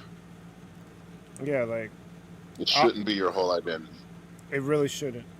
I don't care if someone is a conservative, a progressive, a Democrat, Republican, left, right, center. Like, I don't care what your alignment is. Are you a good person? No. Like Yeah. that. And that's okay too. Yeah, that's a choice. It's a choice. That's a choice. I'm the most horrible person ever. Nah, you're all right. But yeah, like, Give yourself some credit. yeah, You're doing the best you can, man. Especially now, it's hard being a millennial, bro. Yeah. It's I have to make up for the Berg somehow. You gotta what? I gotta make up for Berg somehow. Well, Gotta give some redeeming quality to the ThunderPals. I can't just let D carry the good vibes. Listen, man, So- I'm here because of IcebergMike. Thank you very much. More ways than one, I ain't gonna hold you. IcebergMike showed me how to get past and explore the world and shit. He also got me. I used to never talk. I think somewhere in that process, I lost my outgoingness. Yeah, you didn't lose it. You're just kind of it's been stunted, but that's okay. It's mostly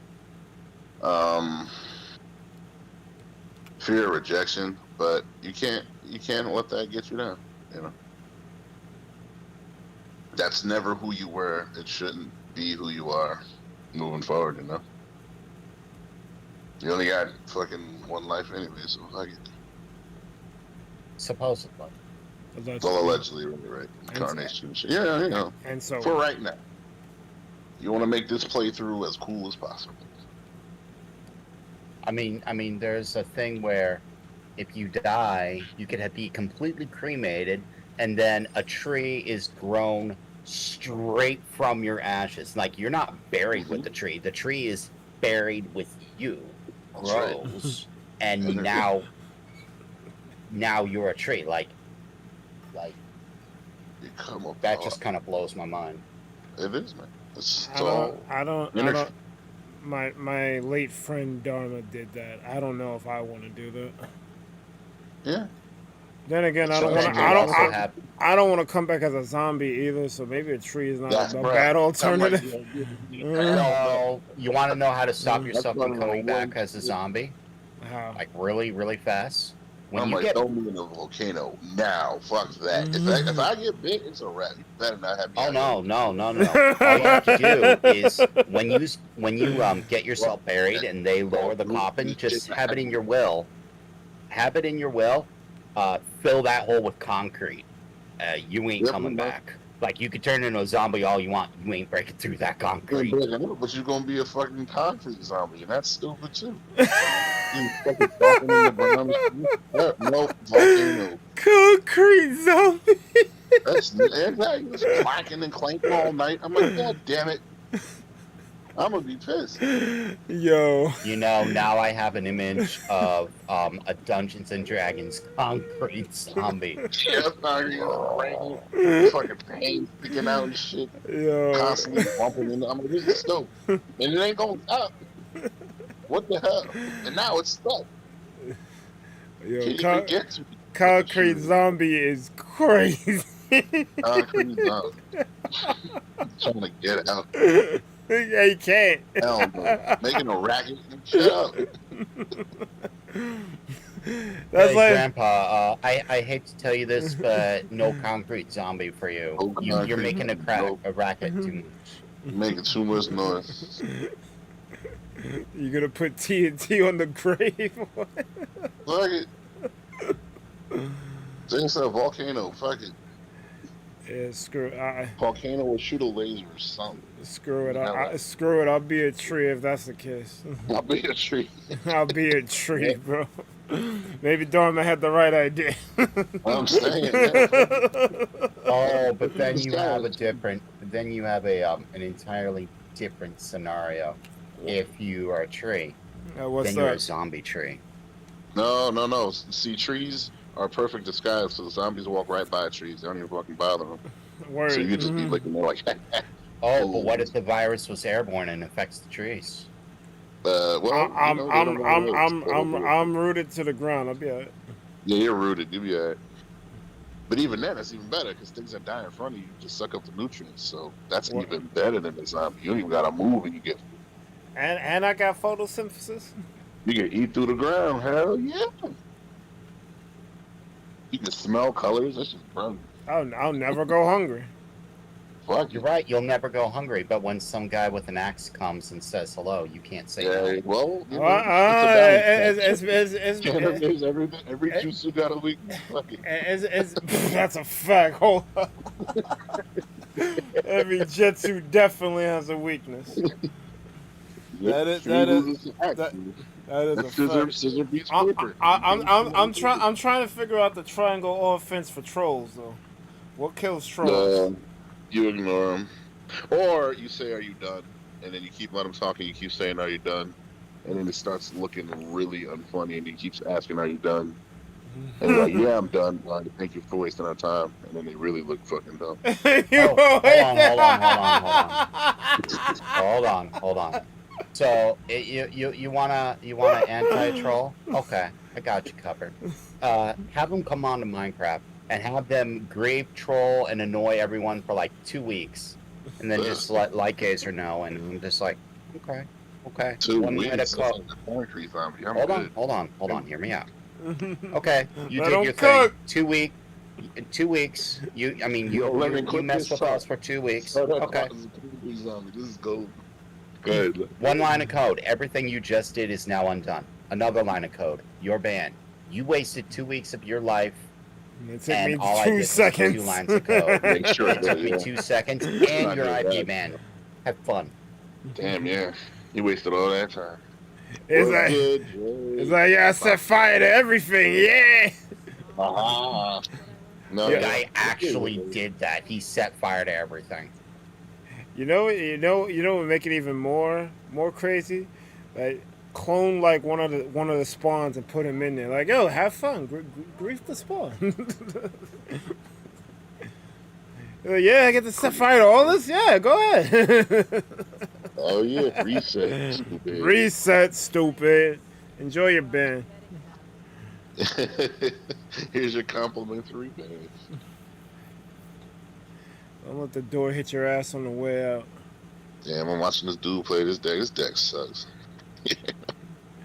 Yo, they did that stupid.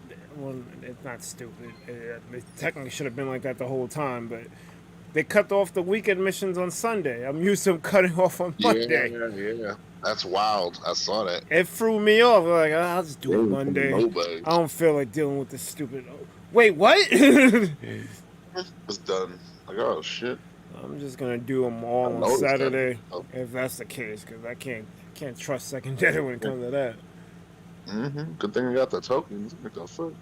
I mean, I got an abundance of tokens, and then I bought the last 2 things, so I had mad credits. So I got so many freaking spotlight caches. So I got Death Strike for free. I got lucky. I opened a spotlight cast and it's got the stature. I'm like, yay. Nice. I kind of want Death Strike, but I'm going to wait. Because I know I want Silver Samurai and X23 waiting. So I'm going to just wait for them. Yeah, I don't see Death Strike being too good. Jeez, yeah. You kind of got to do like Null and fucking Magic. And I'm like, I'm not doing that. Too much. I mean, I'm probably gonna. Like one card good. That's terrible. Right? Oh, that's Exodia, basically. Well, I like A to B. I like 1 with 2. Like both sets. Rock Slide, Dark Heart. 1 and 2. I You ain't mean, got time to go with it. mean, every game is like that. The stuff that's more convoluted is less attractive than the stuff that's like a 2 to 3 card combo. Yes, but it wouldn't be so bad if it's a 5 drop. That's the fucking problem. You can't be having 4 cards needed for a 5 drop. That was Dark Phoenix or whatever. Yeah, Phoenix Force that was Phoenix Force's problem. Yep. They brought it down. I'm like, all right, now it's manageable. Welcome back, Although Tara. she only needs 1 more 2 drop, but that's fine. Welcome back, Tim. Taya from Tara. Tara. Hello. I don't know Tara. Or do I? Tara is the gal from Final Fantasy VI who drives this machine that wrecks your face. Oh, okay. The And magic shoots tech magic armor. at you. Yeah, magic tech armor. Sounds good to me. Was she? No, that was Snow. Snow was in the last one. Rooting on Bird. I'm telling you, man, Bird was tearing up the line. I like the fight. Tara. He was a menace. Tara was a part of the Mario Maker. Ah, okay. Well, welcome back. So Tara was on the raid, and then Ray won it, right? Is that correct? Or is that somebody else? I think Ray won it, yeah. Ray won, okay, gotcha. And then Ray plays Monster Hunter. I was like, oh shit. I was a vet, so I was like, let me dust it off. Did a couple missions. I'm like, yeah.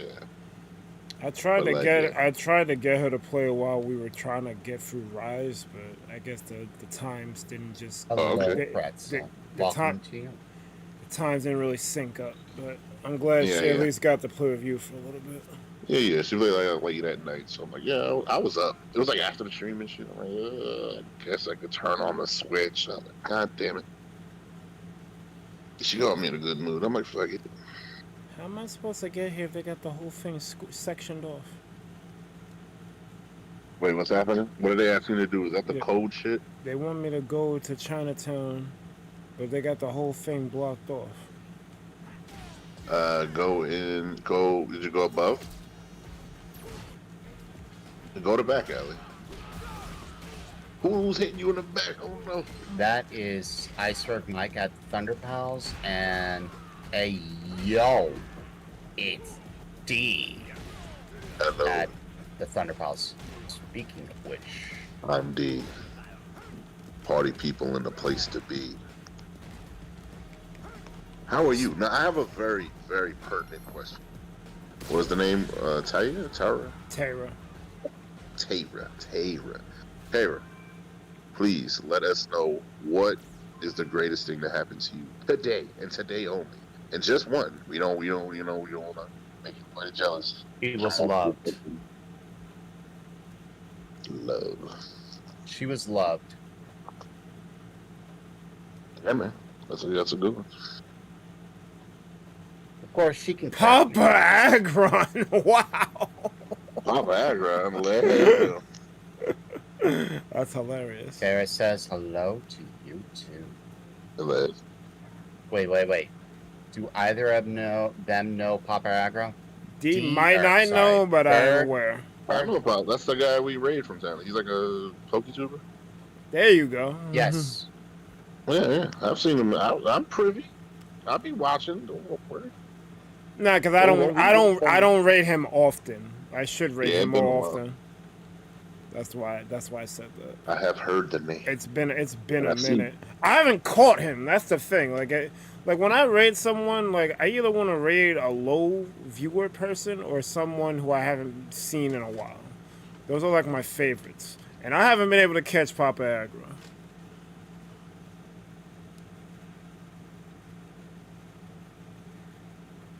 Looking for something. Oh, Jake. Oh yeah. Also, Iman said we're throwing because you scheduled the smash on the weekend. He can't be here.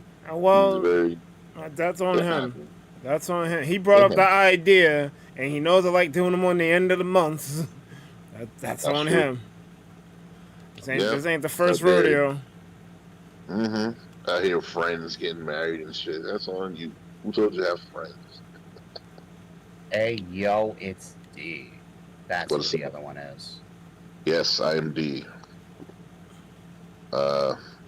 It can stand for whatever you want it to be. Take it however you like.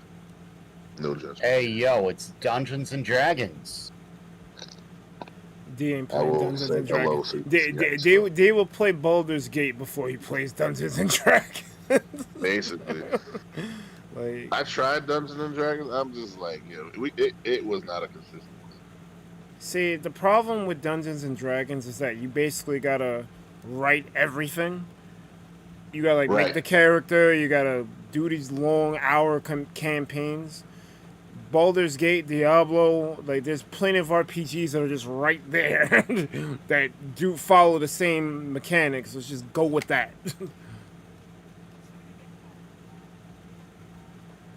Because I can't.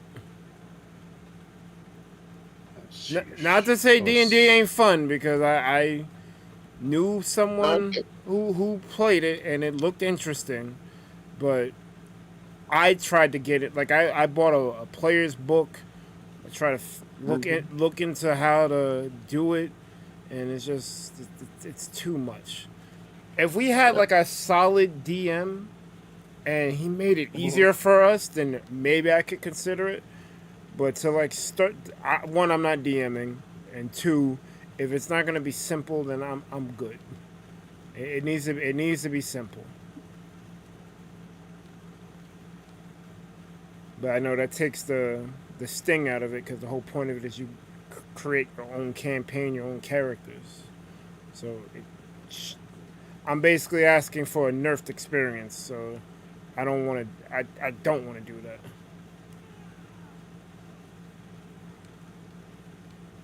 Gonna find it sooner or later. There is the thing I'm looking for.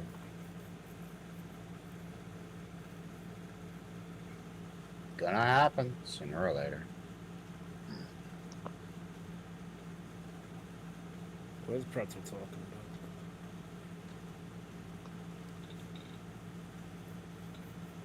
Really? Anywhere close to Chatley?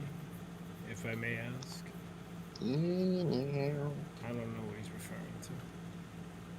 I know there's a streamer named Chatley, but I don't know what he's is it?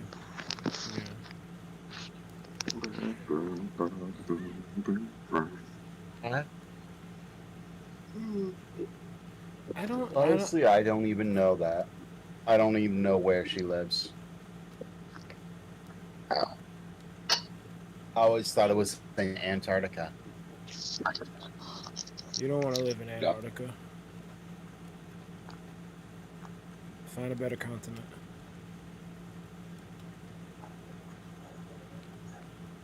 How am I supposed to get to that area? Do I gotta? They say do it. Bird kick. They say do it. They say do it during daytime, but during the day, everything's blocked off. You gotta go around. See if there's like a ladder you can climb, or like a thing to jump off.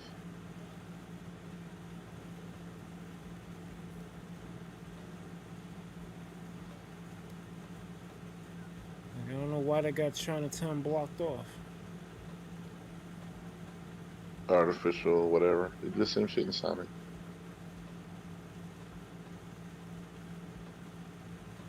It's gotta be here somewhere. Oh, they're talking about where people live. Oh. That's what they were talking about.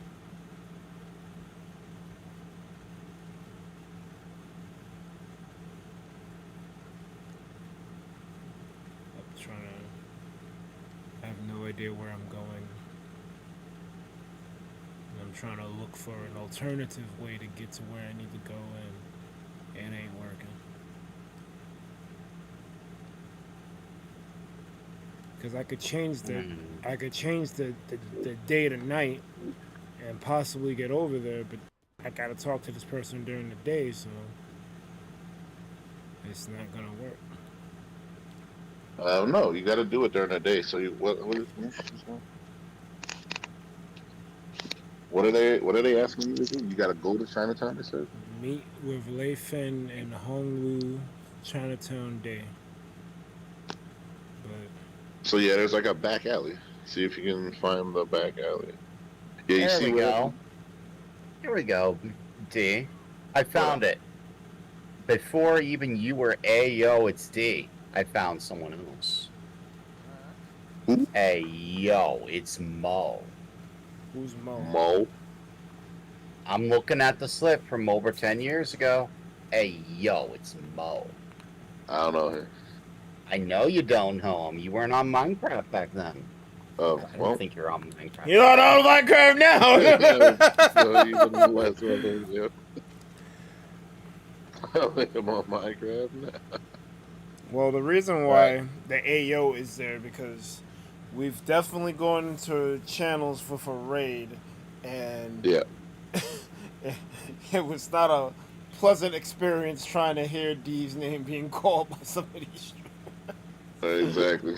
IO and all this shit. I'm like, listen. It was an iterative process. He went with AO with D. It worked. It was like gangbusters. Listen, and when I chose that, and I did research. It's a thing. I was watching the Snap, whatchamacallit, the Snap GDC talk, Yeah. and he was like, yo, most strong brands, it's Back. like 2 acronyms. It's like the accent is on the front, but then it's like usually 3 or 4 words. I'm like, you know what? AO is fun to say, so that'll get kind of people, and the accent is on the front, and then the it's D is if the rest of it. So that's the whole thing. So like I put the AO in there because when people see it, it's fun to say AO. You know, it's a greeting. It's like a thing. It's from New York. It's very fitting. So I did a lot of market research. I'm not gonna hold you And that the 3 O's that because that GDC Snap Talk is probably one of the best videos I've seen. that shit is clean as fuck. I was very impressed. It's a long one, but like he gives you Yeah. he gives you so many like I don't want to say quotables, but like just good advice. Period. Good design, fucking Like building, company building, community building. There's a lot. Branding, there's a whole lot in there. It is like 5 years of research and work that have come together to make a success. You could argue it's longer than that because Snap is iterative of all the other collectible card games and trading card games. Yeah, it was 5 years when they started it. Because remember, they made the announcement of a Hearthstone Marvel game, and then they went into radio silence. You didn't hear nothing from it. I was like, bro, what the hell? And it took me a minute to realize Snap was that game. I'm like, wow, this is it? Okay, let's go. Not when anybody was because it came out, it seemed like its own thing. But I'm like, oh. I tried to get memberships earlier, Pretzel. 'Cause when I was seeing my membership count at like 148, I was like, give it a nudge. So I gifted 10 memberships earlier. Not a single one goes through. I'm like, yay.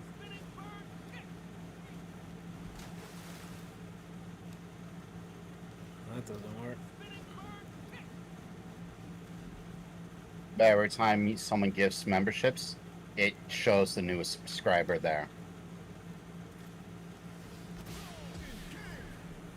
I got shot.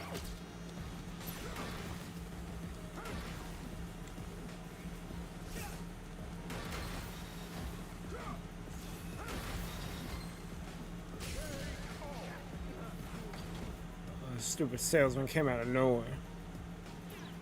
I'm rising up. Came out of nowhere. Stupid salesman. I have not, Pretzel.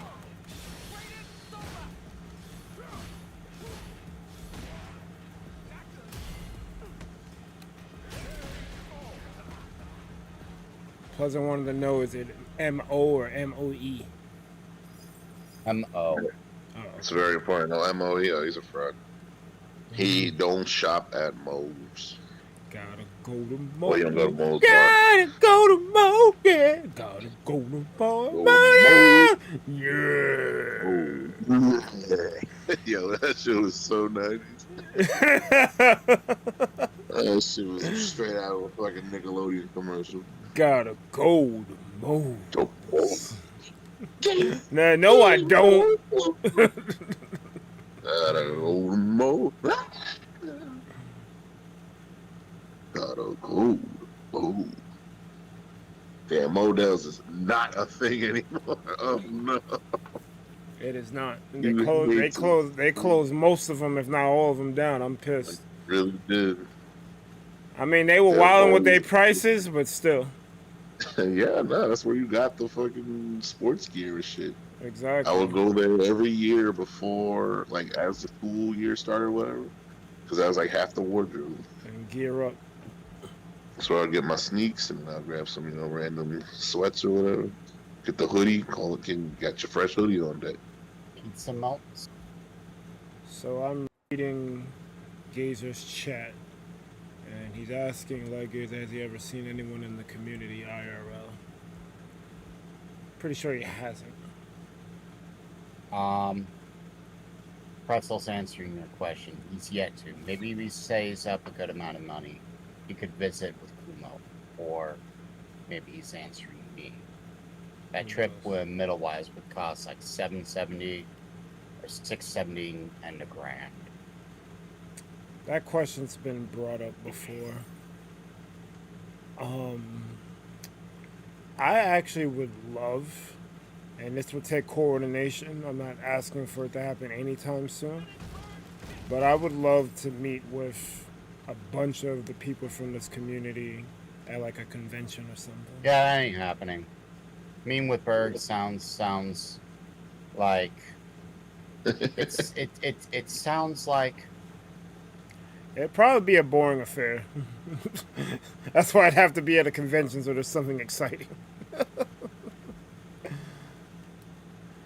But I would love to do something like that one day. But you'd have to get a bunch of people on board. oh, Red Baron pizza melts. Oh, it's a sandwich that's a pizza melt. Red Baron? I thought it was Red Robin. Actually, Red Baron, that does sound like a brand.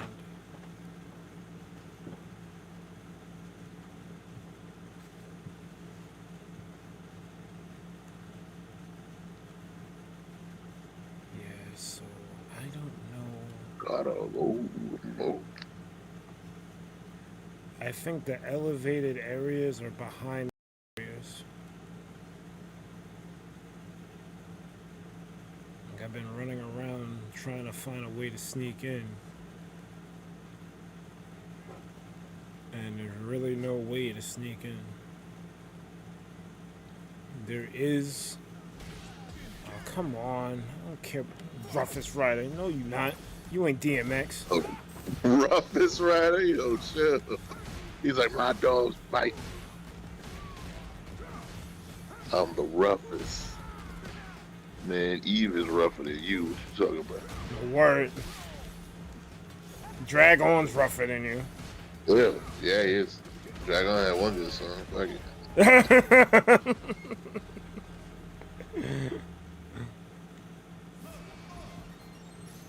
So there is this alley here, but this dude won't let you through. He'd be like, "Oh, scram! My name is Crow, and I got a box. Scram!" I'd mix and match frozen pizzas, but I can't really have frozen pizzas anymore. My oven broke. Well, that sucks. That does. Hey, get you an air fryer, man. I have an air fryer. It's not big enough for a frozen pizza. Yeah, that sucks. Cut it in half or break it in half. I'd have to cut it into quarters and then fold it and do stuff. Like the bin's only so big. Mm-hmm. For a sec there, Pretzel, I thought you were Ancient One. Yeah, I ain't gonna hold you. That looked like an Ancient One post with the emoji. But reminds you of your pizza place of choice. Their pizza is great. I've had better though. They also sell subs, salads, and wings. Most subs are absolutely amazing. I have a local pizza place that's really, really, really good. I'm not gonna hold you. I like it. As he says, Little Caesars is the best. Look, I love Azzy. This is the best. I love Azzy. She's great. It's the best $5. She is wildin'. It is not the best pizza. It's good for when you got $5 and you're hungry and you need it now. It's good in the hood. It's that J.G. Wentworth pizza. I'm hungry and I want a satiation now. Above two brothers, like, it's what it Oh, is. word. It's right there with two brothers. It's like the dollar pizza. It's good for in a because they pinch. put the pepperonis in it. Oh, Sean. It's Fucking good. two brothers, you gotta pay extra. It's good. It's good in a pinch. It is not the best pizza. I'm sorry. Best what? It's the best of the. It's the best pizza. value. Wow. I It's the think best value. I think Matt Pat went over this. I don't even think it wins that. I think Domino's wins it. Like per per he was saying like per cheese and whatnot. Yeah. And Papa John's was the worst. Papa John's is trash. Cut that shit out. Better ingredients, better pizza. How about Yeah, better pizza. You find better pizza. The fuck is that? You find a better. That's garbage. Yeah, but I think because he did different parameters and Little Caesars won a couple of them, but like overall he came to the conclusion Domino's was better. Domino's was pretty good for its pizza. But clearly, like the dollar signs don't lie. No one else has a $5 hot and ready. So even Little Caesars doesn't have a $5 hot and ready. What are you talking about? Oh, they raised the price. It's still probably cheaper than everyone else. That $5 was killing it, bro. That put them in the game. That kept them in the game. I'm and like, what? And then they don't have to do delivery because Uber Eats and Grubhub and all different things are a thing. So it's like it's beautiful. When they had the bacon crust, they was wilding, bro. Yeah, they were wild. They had the bacon crust. I'm like, I'm gonna walk in here. Pleasant says I might just have trash tasting pizza. In Virginia, I found Little Caesars is fine enough. Not good at Domino's, but not really by a lot. Yeah, so like I said, Domino's is the best, according to MatPat. I don't disagree, because... Yeah, if I need to grab pizza, then yeah. Pizza Hut's not that good. This spot is this Italian spot near me, but they're like, it's bougie pizza, so it's not, it's like vegan shit. It's not the same. I mean, let's keep it a whole buck. Your mom and pop pizzeria is getting everybody out of here. Yeah. And gourmet pizza, while more expensive, is getting the mom and pops out of here. But no one's buying gourmet. No one's going to Pizzeria Uno. Nope. So give it up. There's levels to it. Clearly, Pizzeria Unos and all of those are better. Then you got your regular Gabby's and Majaritas and whatever your local pizzeria chain is named. And then there's the fast food variants. Domino's, Little Caesars, Pizza Hut, Papa John's. And anyone, I mean, they got out pizza twice, but they're better than Papa John's. Yes. Oh, but that's not. But I was about to. They're better than Papa John's, but that's not hard. DiGiorno is better than Papa John's. No, when we having that shit on the table, I'm gonna walk right by it. I'm like, no, not even. No, I'm hungry. So Corrupted says one time they had Pizza Hut, and only the one time, and they got so violently sick they never had it again. Welcome to that's the thing. We're in ThunderPals Discord if you wanted to join us. Yes, I can't. That's the thing. I can't fuck with. I don't know enough about Pizza Hut to have an opinion. It's never really. Pizza Hut is fine, but obviously, your mileage may vary. Because I went to an Olive Garden one time and got sick, so it's like, it's not the establishment. It's where you went. It's that particular franchise. Yeah. But obviously, you get sick at a place you're like, I ain't going there again. But they're not all they're all owned by the same company, but it's different franchises. Like treat each of those buildings as a different Pizza Hut, if that makes sense. Pretzel says if he can help it, he doesn't buy stuff from massive chains. That includes on your trips whenever you're hungry on a trip. You pull off at like McDonald's or Walmart and use their Wi-Fi to. You pull up their Wi-Fi to search up stuff. Or Well, something No, better. hold on. I'll rephrase that statement. He pulls up to McDonald's to use their free Wi-Fi to search up burger joints. Hell yeah. I mean, yeah, McDonald's does not have good burgers. Period. It's not. It is a last resort type shit. The fries are good. I I will I go out and get the fries. I ordered a Big Mac recently because like I don't remember having one in like a long time, and now I know why. It's ass. It's Yeah, bro, man. bro. The You gotta big, get quarter pounder with bacon. But Big even then, Mac, it's a weird Big Mac. burger. Bro, go to Burger King. Go to Wendy's. It's Like, Oh, like, I like, like like. Burger King's burgers. Get the I chicken. really do. Yeah, Burger King and Wendy's probably got the best like fast food in the main those places for burgers. Those are probably the best too. But then you got stuff like Five Guys and Shake Shack. They're like a step above, even though they're still technically fast food. But I would consider Five Guys and Shake Shack over everybody. And Smash By far, Burger, it's I would consider all of those like it's like levels. It's tiers. Yeah, it's tiers. The regular shit, that's just C tier. B tier is like the higher end, your Shake Shack, your Five Guys. And then A tier is like the best stuff you ever had. So Yeah, like you go to a random restaurant and make a smashing yeah, burger. you're like, what the hell, It's bro? like, huh? This supposed to be a steakhouse. Anywhere. Oh, yo, matter of You tell me fact, that I you got don't you. find Took the words right out of my mouth. The English. That's the best burger I had. Period. You can't even find it. You can't. You gotta make it. recommend it, and then somebody else has to make it and fail. Yeah, facts. Oh. We tried. We tried that.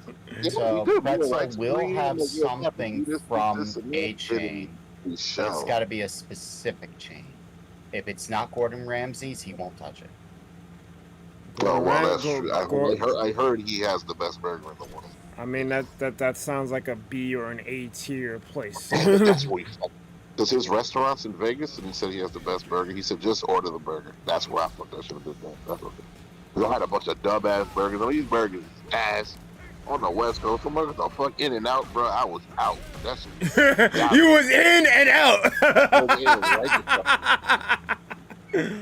That shit was whack. But then people say Whataburger is the good one. I'm like, I didn't see it. But fuck it. I guess I'll keep an eye out.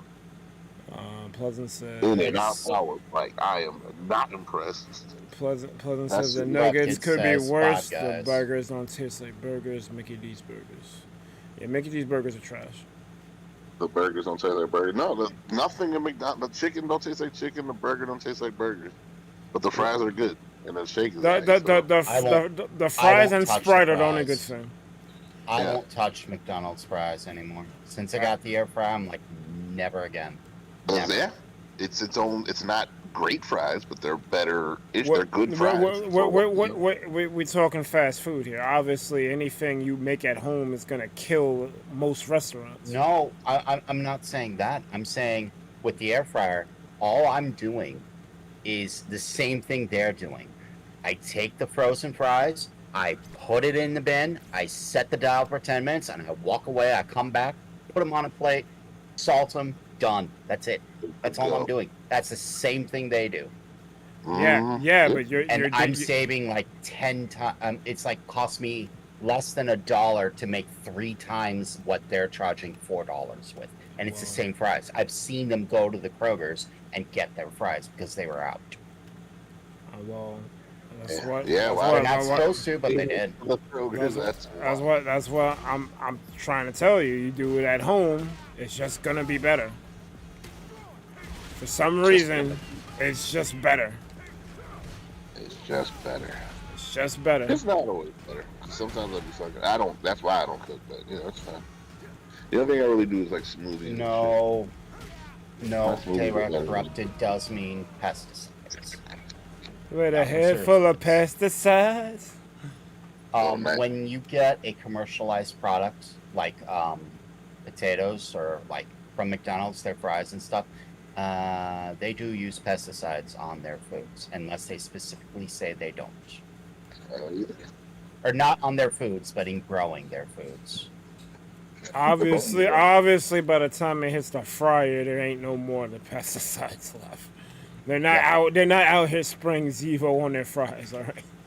See, here's another little truth concept I'm going to give you. Is all in the United States, at the least, all fast food chains are not allowed to serve you toxic food. That is mandatory. Yo, the way some people talk about fast food, you would think that's what they do. Like for example, Corrupted says, hey, they have pesticides. They probably do, but they're not allowed to sell you toxic. If they're selling you stuff that's going to get you sick, or a reasonable person to get sick, they will lose their license. Just like that. Edible is a very fine line, though. That's the thing. The FDA is trash, but when it comes to the food, trash. They're keeping people alive. They keep Now they do have some criteria. They're allowed to get away with some things, like they have this concept called parts per million, and they're allowed 6 parts per million or something like that. Yeah, they could just arbitrarily toss in rat poo. You get a rat if they wanted to. Yeah. It's like, sorry. You get some. And when something does happen, like how often do you hear something like salmonella poisoning? They recalled everything. All right. So let me. I want to paint a very, very clear picture. The meat packing and the FDA and the food processing and the health inspectors, that shit is more fucking secure than fucking Fort Knox. They don't play when it comes to fucking food and regulations and shit. Like, they have people who is their job, and they will fail you in a second if this shit is not so tough. I was more on the pharmaceutical end. I know the meat stuff is on point. That shit is on, but you cannot fuck that up at all. So with pharmaceutical, D is absolutely right. With pharmaceutical, it's a touch different because you have a concept of experimental drugs, things that are still in testing, things that are just hitting the market, and it's just like, they may be approved, but we don't know long-term uses and stuff. So it's always a gray area where pharmaceuticals are concerned, whereas food is point blank. You can't do this. Right. So I get exactly where D's coming from on this. That's the same thing about stores selling food on the shelf. Same thing.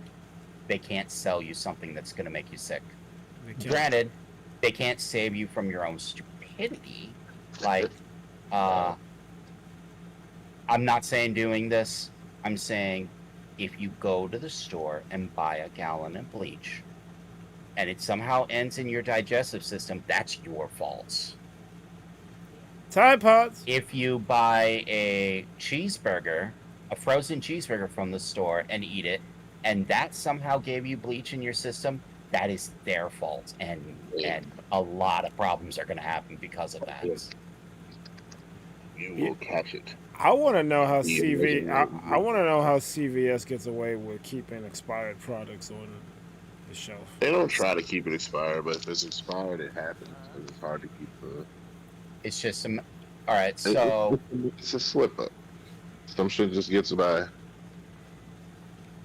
It's never gross negligence. It's more so just lack of awareness. Yeah.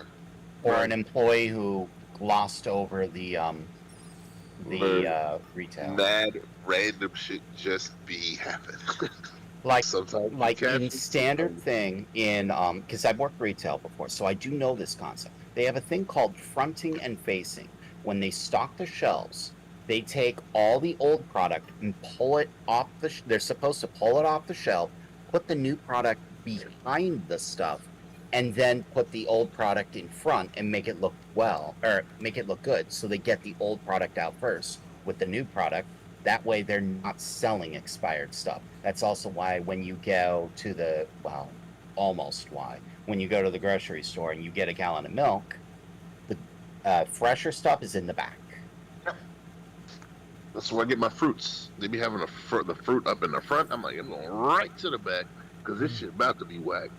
To the point where some stores have realized that customers do this so often that they won't put the new stuff on the shelf until it's close for either they're out of the old stuff or the old stuff is about to get pulled off the shelf anyway. Mm-hmm. Some stores do that. Wetzel says, and OSHA visits would do jack squat as... hold on. Thinking of safety. Don't mess with OSHA. Oh. Hold on. Pretzel said, thinking of safety reminds him of his last workplace. They would regularly have stuff completely blocking the emergency exit door, and OSHA visits would always do jack squat as they would always announce their visits.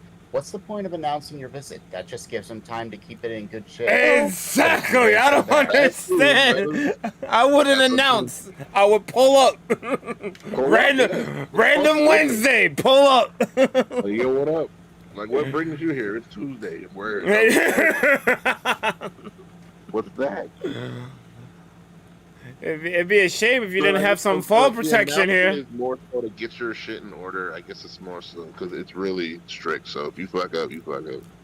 So they're like, hey, we're gonna announce it. Yeah, them announcing is giving you a chance. Like, yo, come on, man, give me a chance. Here's your chance. Here's your chance. And if your shit ain't right, it still ain't right, then guess what? You can shut the fuck down. Because you got to understand something about OSHA and the FDA and something. They also have a tightrope to walk. See, on one hand, their job is to make sure that you, the consumer, are safe. On the other hand, the more people that they say no to, the more sales go down. Mm-hmm. So it's not in their best interest to deny everyone. They are in the business to deny the worst offenders. Hell yeah. The osmosis sucks to be the ones who get the short or somehow slip through the crack, but well, you need shit perfect. Be like that, bro. That's why you just gotta be good whenever you can, because you never know. I always say this, like, if you're doing the right thing at all times, there's nothing to worry about. Right, what can they do to you? Don't get caught slipping. Bye, little tiger.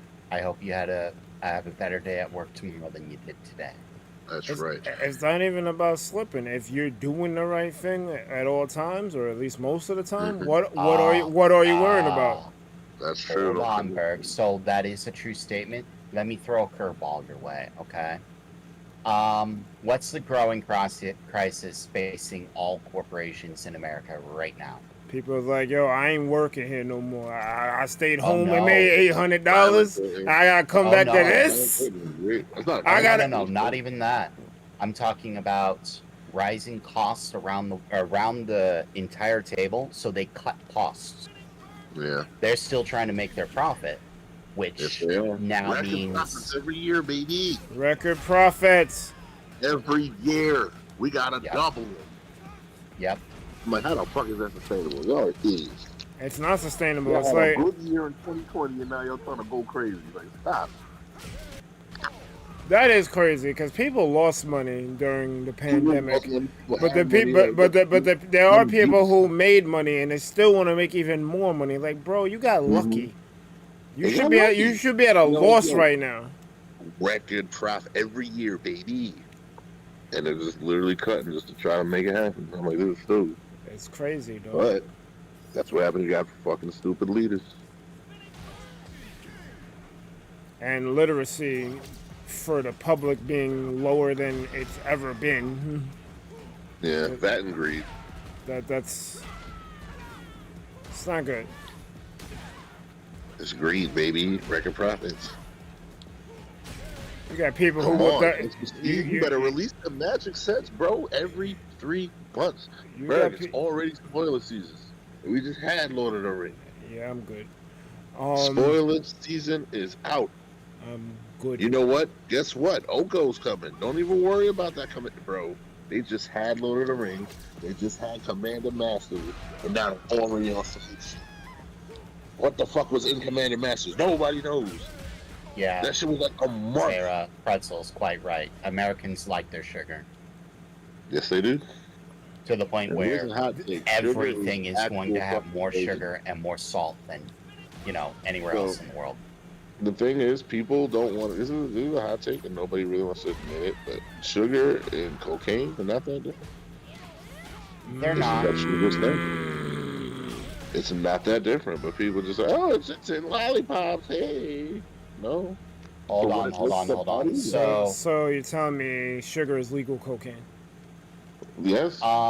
Yes, except there's one small little catch to the tiny little wrench to the sugar versus cocaine argument. Maybe not and that cocaine, is- because that's the hard stuff, but it is very damaging to the body. Right, And right. not natural. It's not. There's nothing natural about sugar. Except you need sugar to live. It's a fine thing that you only get traces amount in nature. And they literally grind the shit up to a fine whatever, and it's basted in every kind of food everywhere. I want to know why high fructose corn syrup is still a thing. Cause That I don't know. See, that Sugar. stuff is the stuff you don't need. But you it's- do need it's some so- sugars. No, sugar's. Listen, the only sugar is in fucking fructose. It's fructose and fruit, and that's round up Most five. of the oses have sugar. I mean, there's like a lot Yes, of the stuff but you that's the need. thing. Fructose and lactose, those are that's not pure ground cane sugar. The white stuff, that is pure death. Right. And That I it's get. everywhere. I was just going out the argument. No, You fructose kind of and do need. lactose, You the kind of lactose. do need those simple sugars to live. Yeah, those are compounds, but those are compounds. It's not because the thing about galactose, it's it's because fructose is two glucoses, but Right. fructose has Corrupted has hitting the pepper. point that I was making. Every Mhm. OSC is a sugar, and your body breaks down carbs into sugar. It breaks it. Yes, it's your ATPs and your glycogen stores. However, with white stuff, there is no breakdown. There is no glycogen stores. It is pure adulterated AOA, and your body literally does not know how to react. People don't want to admit it. It's literal poison. You're not designed like whatever. Like if you see a juice like Tropicana and shit, that is literal trash. Like a juice is worse than soda in some instances. The thing I'll give soda is that shit bubbles up and you can't drink it and stuff. As I sit here, Like a drinking juice, like a my fucking Mountain Tropicana, Dew. yes, lemonade, Voltage. all that. Brisk, pure sugar. Your body cannot react. And you know what's funny But about also your brisk? body You will cannot resist. inhale. You know what's funny about brisk? Oh, I you see open the it up, thing. it's gone. You inhale the shit. You And guess inhale what? it. You inhale it, and your I body see uses the thing. absolutely none of it for nutrients. Absolutely none of it. And that is a problem. That is literally why America's where it's at. That's why nutrition is where it's at. You do not utilize the sugars that you put in. So it literally goes right to a fucking love handle, or goes right to a whatever, or it goes someplace where it don't need to be. Because your body cannot use it. Like the thing about sugar, if you're like, even then I can't even recommend it. If you're like literally on life support and you need something to fucking jumpstart your brain, that's what sugar will be for. But even then, a small trace. You take like a Pepsi stick and just do a quick dab. A That'll keep Pepsi you from stick. dying. A Pepsi stick. That's all you fucking you do a Pepsi stick on the brink of death. That's what sugar's for. But if you really think about it, it shit is everywhere. No. You Get a wanna, you soda, wanna, you get it. you Get wanna a- know the worst thing for you? By far, Shasta. Who? Shasta? Oh my god. That is literally the worst thing you could Yo. drink. So Literally. So I Shasta, see it, Bronson. all doing soda, it. Shasta I'm doesn't doing it. hide the fact that it's literally doing nothing. The So- other stuff is fucked up because you kind of feel something from it. Shasta is Ooh. not lying to you. Right there. Shasta is also Shasta, the honest cola. That's that, bro. That's like the how What do you mean there's a block missing? Shasta and Bro, me and the Wizard Who had did what? had like a 3 liter of Shasta. We oh, we shit. both killed that bottle, and we were not Bro, satiated at we were all. halfway through, we drank the shit. I'm like, yo, I didn't feel anything. I'm still drinking shit. I'm like, yo, I'm so thirsty. So Why does it make you more thirsty? I'm drinking the shit and it's not helping. I'm like, this is not what liquid is supposed to do. It's not. Somebody help. We just had to. I'm like, bro, throw this out. Throw this sorcery out of here. It's like a fucking infinite bag where all your stuff just goes and disappears. I'm like, nope, get this out of the house. Hell no. Shasta was death. And honestly, that's literally it. Shasta is a warning that all these motherfuckers is evil. If Coke could sell their drink to be like Shasta, they would. They would. There's nothing good about Shasta. It's nothing natural. But they do whatever market research they do. Oh, they like it when it pops like this, and it has a citrus taste like this. Mm-hmm. Oh, you feel a lot better. You feel better. You feel, you get full off it. It's weird. Yeah, It's that refreshing aftertaste. You know? it's so refreshing. It is very much market research. It's so refreshing, ain't it? Terrible.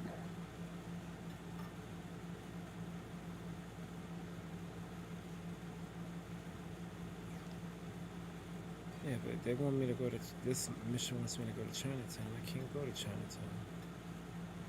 Get you some Shasta, baby. Yeah, so don't drink No, soda. But if you gotta drink one, avoid Shasta. Don't drink soda. Yeah, don't drink soda. If you got, I to think drink no. it, I think some people need carbonation. Seltzer exists, Yeah, seltzer. but drink a seltzer. I get it. Mhm. Drink As a I bubble. sit here drinking a Mountain Dew voltage just because you mentioned Ayo Listen, soda. You got marketed, bro. It happens.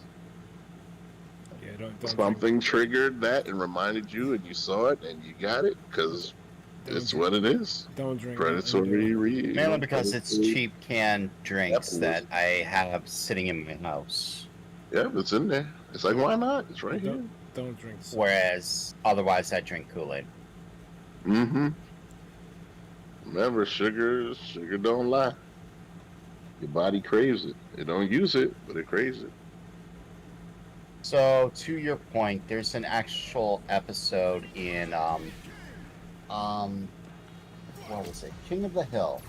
When Bobby was really liking his sugar and stuff, Damn it, and Barbara. his mom felt like making him healthier, and he was starting to transition to the healthier, like kelp or whatever, Yo, nutrition bars and candy or whatever. His Damn it, friend was Barbara. just like, I can't take it anymore. Here, have my chocolate bar. Bobby eats a bite, thinking it's going to be really good, and he's like, this stuff is horrible. And he goes back to the candy that he's been eating, or that his mom's been feeding him. Damn it, Barbara. Same kind of deal. exactly. It don't taste good. Normal stuff, that's the thing. Like, it's literally like sugary shit. It's designed to taste the way it tastes because there's nothing in nature that's going to give you that rush. There's nothing going to give you that high. That's why it's literal drugs. Because to get that high, to get that kind of taste of and rush, it has to be a super unnatural chemical shit. You're not going to find that in nature. The most you'll find is like honey, and honey is never OD. Honey is good for you. Damn You get it, a fruit, Barbara. you have bad fiber. You got to get through the seeds and all this. Like there's barriers in the way to keep you from catching ALAs. But when you There's have a barriers in the way. The No big barrier. one being sugar's been a thing for hundreds of years. yes, in doses, You're not but gonna. it's all in doses. You're not To gonna the change point. society, Let's say- sadly. Let's rephrase it. Let's say glucose, because glucose is what your body uses. Glucose is what your body needs. Glucose is very important as the energy system. It's your energy store. It's what your body uses. all food sources, no matter protein, lipids, and sugar, just broke down to ATP. It all breaks down to sugar essentially. That's the thing about protein too. Because protein needs multiple systems to be broken down into glucose, because it all goes down to glucose anyway. However, having those systems in place keep AOAs from happening. The body's designed, and it's been that way for many years and generations because of lack of access to it. However, the advent of new technology, new nutrition, throws all that shit out the window. It will when it becomes cost effective for the consumer. Even then, it never will. The only way you're gonna affect, Because it will displace the things that are generating money for everything. Basically, when you displace an industry, you displace jobs, which creates so many problems. the only way you're gonna make a change that affects society is if some bigwig makes a bunch of money off of it. Yeah. If there's no money, if there's no money in it, nothing's gonna change. That is the problem with money-driven societies. It really is. Yeah, capitalism, baby. Hey, look, this is where we live. Capitalist society. That's why we need to just go vaporwave and just start falling in love with commercials and nostalgia and all those, toy and fucking Coke commercials. You can't even do that because they're trying to make money off of nostalgia now. Yeah, what do you mean? They definitely do. Look at all these fucking movies now. Are you kidding me? Barbie? Like, come on. That shit was a shoo-in. That's an easy building. You crazy? All that nostalgia? Every woman now alive is playing fucking Barbie. Get the fuck out of here. You heard that they're doing a fucking Mattel fucking universe? I'm like, alright, y'all are losing your fucking mind. I mean, I like the idea of a universe, but it's gotta be done by people who are like die-hard fans. If it's a cash-in, it's gonna be just like DC, and it's gonna fall on its face. It's completely a cash-in. Period. And it's like literally y'all looping and looping. I mean, technically, toy sales are all about cash. Technically, profit off the toy sales. Technically, the Marvel stuff is a cash grab too, but at least you can tell in some of the movies there's a real sense that, I want to make this be the best thing it can be. Yeah. I don't really get that vibe from a lot of DCU stuff. The animated stuff definitely has some heart in it. But DCU is just, it's all about the movie and beating Marvel. I'm like, y'all stupid. Exactly. And that's why that Mattel cinematic universe is going to fail too, because if there's no heart in it, people are going to get you right away. Like, the tell is right there. It gives you away. You're just here for the bread. You're not actually trying to create a ill universe based off of this IP. Because there's other companies that have IP for days, and they don't do the stuff. Warner Brothers is holding mad stuff in the tuck, and you don't see them doing stuff like this. Tuck. They have the Hanna-Barbera stuff, the cartoon stuff, Game of Thrones, like all the stuff that you saw in multiverses. They own that. Mm-hmm. They're not out here trying to connect Game of Thrones to frickin' Scooby-Doo, at least not yet. That's Multiverse Season 2. So I hope Marvel gets it together, and I hope all these other people just stop. They are on their last legs. Not last legs, but it's really not a good sign that the Marvels... Well, is the Marvels... Loki's next. But that's the problem with Loki. Loki's trying to distance himself from everything else. And I'm like, bro, you can't keep doing this. The problem. It's a connected universe. Period. The They're like, problem. oh, this shit is fast. We're gonna be really cool. We're gonna be great because we're worried about those other guys. No, I am. That is the crux of the problem because phases 1, 2, and 3 connected everything. Where like we talked about this on the last podcast. There's a lot of movies that came from those phases that aren't good, like Iron Man 3 and Dark World 4-2. Like, Sure. but there's other movies like Winter Soldier, like Civil War, like the first Avengers movie that they did a good job of, even though there was some missteps, tying everything back together. That's why you need an Avengers movie to cap the phase. And Phase 4's biggest problem, besides lack of cohesion between stories, because even without the Avengers movie, you still had people appearing. I'll give She-Hulk this.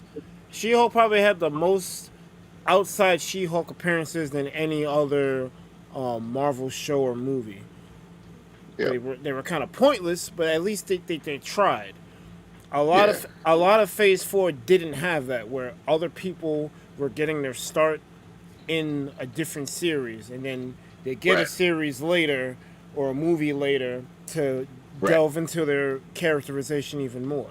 This is why Black Panther 1 was so good, because he was in Civil War beforehand. You got his backstory, his origin out the way, and now know what the fuck. And now you got, he's getting his own movie now. What is he gonna do?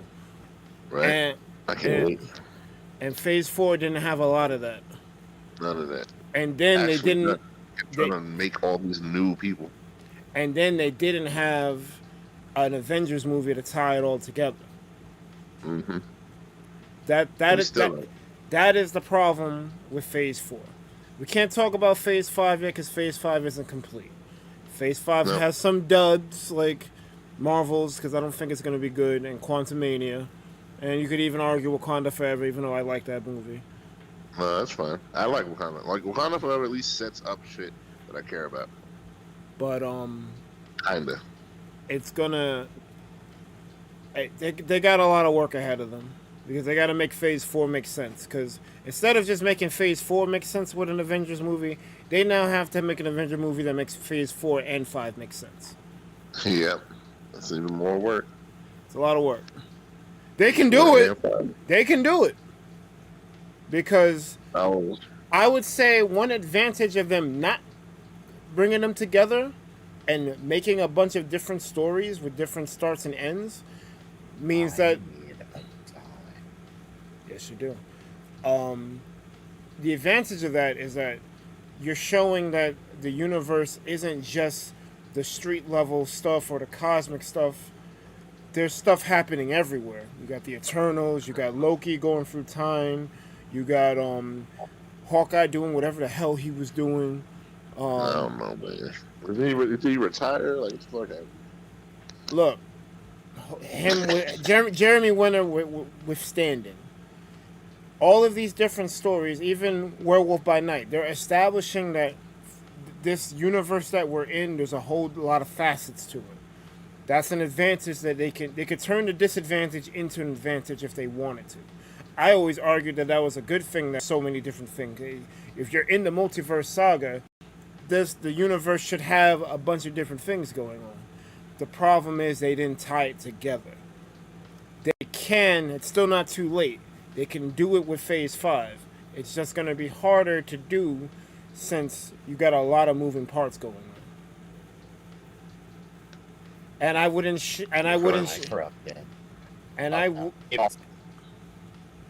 going in and out. And I wouldn't shelve Eternals 2. A lot of people don't want to see an Eternals 2. I think out of all of Phase 4, that's probably, besides Loki, a thing that we actually need. Because, like you said many a times, the Eternals are supposed to set up the X-Men. And Eternals 1 did not do that. What did they do? They ain't set up shit. And Eternals 1 left us with a cliffhanger of Tiamat in the Indian Ocean. Ooh. and Mr. Whitney. I'm like, what the fuck is this? And Erisham taking the Eternals for punishment, and be like, then nah, we gotta go rescue them. We gotta go rescue them. So it's what does this matter? Where were you with Thanos? If you Thanos' brother, what the fuck? And then the whole thing with Blade, Mr. Whitney. Like, no worries. It doesn't make sense that the Eternals was there for Thanos. Was not there for Thanos. Do you know James is at the same time it doesn't make sense. It's actually dumb. It is dumb, but it's under attack. What are you talking about? Because Eternals rose so many questions, they have to answer them. Mm-hmm. I want to see an Eternals 2 answer those questions. Not Eternals 2 because you need to fill out your Phase 6 bingo board. I want you to actually resolve the hanging plot lines. Plus, Angelina Jolie's hot. Yes. Like, give her some space madness. I'm not gonna lie. I liked her characterization, not just because she's hot, but I like what they were attempting to do. I wish they would have followed through. She should have been the antagonist. She should have heel turned, and it would have been because like it was right there. Yeah, set it up. She's like, yo, there's something going on. Fuck our creators. I want to do this, and she would have just swapped over. She basically believed the same thing that the Deviants believe. Yeah, that should have happened. And in the comics, she marries one of the whatever, and they have a kid, and it's literally like, oh, okay, problematic. I think they were too afraid to make her. I think they were too afraid to make her an antagonist. I think that's what that was. Which happened. Yeah, it was dumb, but it happened. I mean, dumber things have happened. The sequel trilogy of Star Wars exists. Ugh, sorry that. But don't worry about it. It's not gonna matter. I mean, it's gonna matter because the Filonis are gonna. Oh, they'll redo it. They're gonna make it make sense or redo it. Yeah, Daisy Ridley's gonna be old. Like, all right, why? But okay. I don't know because I hate when they do this. Because like, what is left? Who's the dark side now? Some rando? Like, what the fuck? And where was he? I don't know. Palpatine. Like, the fuck? Palpatine didn't see this guy? It's so dope because now it just makes future shit even worse. I think Star Wars has the Doctor Who problem. After a while, it's like, what can you do? Do you come up with something inventive to release you from the shackles because you wrote yourself into a corner? Like, what do you do? They wrote themselves into a corner the minute they wanted to reduce the Sith to 2 people instead of just it being a group. Because it was great before because you had warring factions. Because it was Siths fighting other Siths, and the Jedi's fighting Siths, so it was a whole thing. So that's why Visions was like the best. It makes the Sith more complex. Because if a Sith doesn't like a Sith, then that's just a whole thing. Because now who's wrong, who's right? We don't know. You have something to dive into. Yeah, because you once you reduce it to 2 Sith, once those 2 Sith are taken care of, who is your antagonist? Yep, and then the whole dark side. Brother, what about the rest of the universe? Why was all the power in one guy? That was so fucking dope. And all of the Force? Like, really? And they can technically still save it by having a Sith be in hiding. Because he saw what was going to happen. Well, it could be Plagueis. We'll see what happens. Because we gotta remember. Have you seen the Ahsoka trailers? Because the whole thing is now we're getting dark side users who don't fuck with Sith, so they're dark side users, but they're not Sith. The dark Jedi. So that's the whole thing that's kind of interesting and potentially can have something. Because now there's like a couple of them. Like if we're gonna watch Ahsoka, it's gonna be like a decent amount of people. Yeah, who are not Sith, but dark side users. No, I like that. That's cool, but I think another way they could do it, or an additional way, because they could still have the dark Jedi, but the Sith are known to be shrewd. So you could have Darth Plagueis have been in hiding the whole time because he knew how powerful Palpatine could potentially be. They're like, let me have some precautions in place. This dude wants my power. I can sense it. So let me keep him at arm's length type of thing. Like that could be. I would love to see. Honestly, Darth Plagueis is probably. You're probably not gonna get Plagueis, man. Darth Plagueis is the biggest Chekhov's gun that until Mandalorian really made me not want to call myself a Star Wars fan, because it's kind of like the Budapest thing. It's like you keep mentioning Darth Plagueis, but you never pay it off. And like you said, it's probably not going to get paid off. I think the Darth Plagueis thing is done because it was more so it's a story. It's his master. His master's done. So he's not. Yeah, really coming. it's not. I got the feeling it's not going to get paid off. Oh, excuse me. You're good. It's not gonna get paid off. I wish it would, because I find it very intriguing. Because this was the whole plot line that got Anakin, who was supposed to be the balance, turned to a Jedi. So that's why. What's up? There's so much interesting shit that's not Skywalker. I will give you 2 right now. Have you heard of Darth Revan? No. Darth Revan was a Jedi who honked his head, became a Sith. That's new, honestly. There's a Then few honked dark his head side again. users in Both he lived the life of both a Jedi and a Sith. Why is that not being told? I mean, it happened. Something That should be told. Pretzel's saying something. He's saying nothing new, honestly. There's a few dark side users in Legends continuity. Continuity.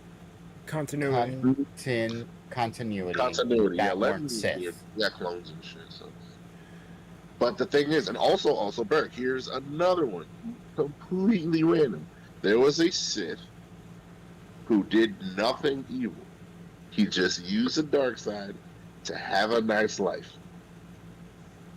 Oh, that sounds like some JoJo. That sounds like It's man. so random. He's a dark side. He had a job. He greeted people with a nice day. He just used the dark side to kind of make luck work out. That sounds nobody. He had no malice. He was just a dark side. That sounds like Kira from JoJo, except he didn't kill nobody. Right, and I'm like, why not? Why the hell not? I'm like, that's so random and it's interesting. He was just a Sith, but he's like a good guy. He's like, yeah, whatever. I know that you're tired of the Skywalker narrative, and I kind of am too. But I find Plagueis so interesting because his mythology was the whole reason Anakin switched.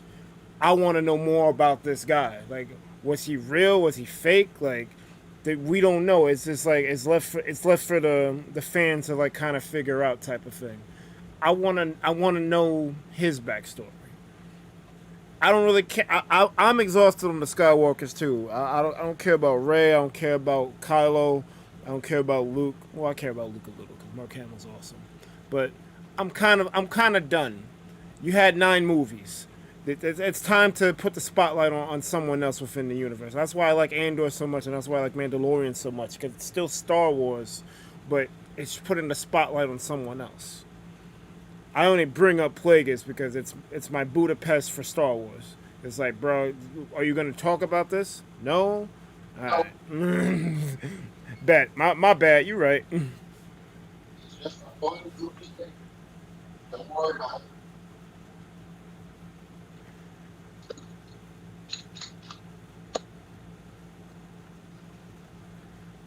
And I think we've been hijacking Light Gazer. We've been hijacking to destroy. We've been hijacking the VC talking about Star Wars, Light Gazer. You haven't been saying much, so. Sorry, Light Gazer fans. You're good. Pretzel says Jorus Habath are some examples. Jorus was a clone of Joruus. Joruus was the Jedi Master before the Clone Wars. even when he was a master, though, he was definitely a dark side user. Right. Yeah. Technically, Mace Windu is literally down the middle. It's not clear, but that's how it is. Mace Windu is a great Jedi, but literally in the middle. But I think he made the request he wanted the lightsaber to be purple. They just tried to make it into like a canon reason why it's purple. But he's a great Jedi because he has no qualms about using both light and dark side. Yeah. Unfortunately, he still leans more toward light side. He still basically sits on the council. So I'm like, he doesn't disrupt enough. But that's, I guess, unfortunately. Yeah. Because he should have been like, yo, and they should have had like a side mission. Anakin would be like, yo, I can't tell everybody in the council, but I'm going to tell you, but I think Palpatine might be a thing. And he's like, all right, cool, let's go on a side mission. Just in case. Nope, he just went in there. That's what, yeah, I didn't like that execution, bro. It felt forced just to get Anakin to turn. Yeah, exactly. It should have been on some investigation thing. You know what? You might be on to something, because I sensed something amiss with the senator myself. Let's look into it. So let's look into it. That makes sense. Because we should have some qualms against the fucking Jedi. He's just like, I'm gonna be different. Yeah, because Mace Windu is not stupid. He's not. And if anything, he's the one who should be the rogue on the council with Anakin. He should lean way more towards Anakin. Exactly. It should have been a match made in heaven, honestly. Mm-hmm. I accidentally closed my tabs. Sorry, guys. Uh-oh. Yeah, when you close your own stream window, that's different. Pretzel says, I wish they made a Thrawn trilogy into movies. That would have been absolutely amazing. It's coming. So about that, it is coming.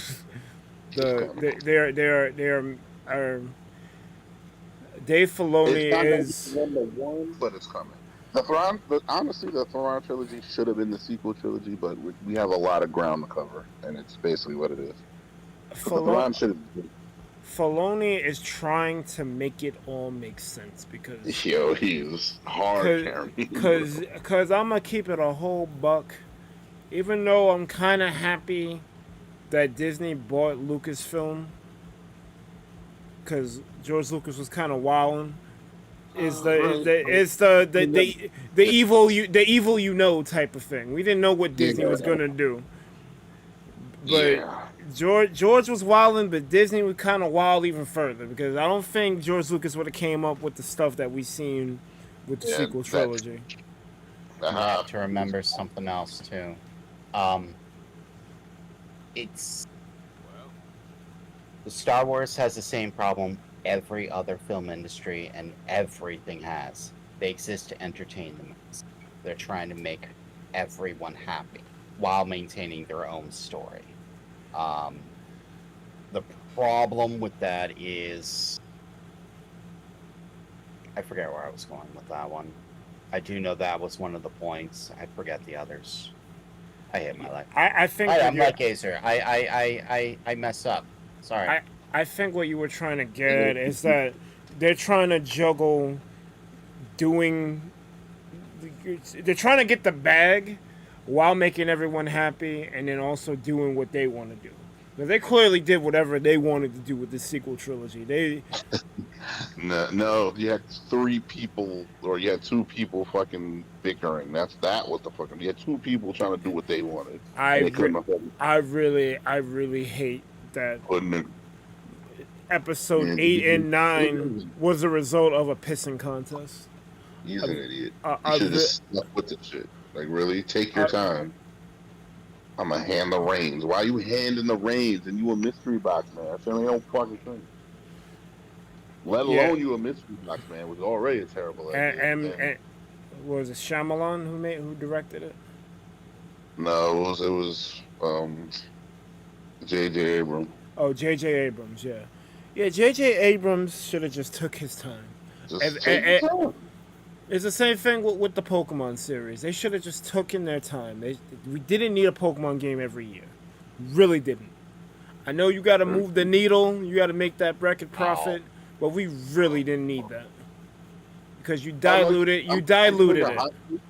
I'm gonna make this hot take and I'm gonna down this hill. Like honestly, 6 to me was so solid that it didn't even need Sun and Moon, and it got worse. And it obviously was worse.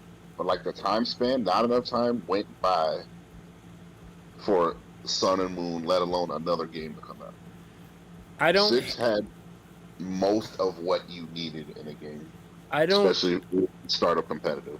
I don't hate 6, but 6 had a lot of the nonsense that you see in the later games. So here's my rebuttal to that. Imagine if we got Z and it probably fixed some of those problems. We didn't even get a Z, bro. That I wasn't gonna get there. I wasn't gonna get there, but now that you brought that up, yeah, because 6. Ruby, Sapphire, Emerald was the best one. Diamond, Pearl, whatever, Giratina version. That was the best. Platinum. The third, yeah. I was expecting the third version to come out to make the game better because even though Gen 5 was good, base version, Black and White 2 gave you so much more. It was like, yeah, Gen 5 is solid all around. Gen 6 was kind of like, you're just giving me Pokemon all day. It's kind of easy mode. But then, you know, if they would have gave us Z, they would have gave us the Zygarde story, maybe add some more Pokemon. Not too much more, but... Yeah, imagine that you're in a different region. You don't get all the... Like you said, your big problem is you're getting all the mods. Imagine that you're in a different region or a different part of the island. It's a different story. That's like... I think Gen 6 added the least amount of Pokemon to it.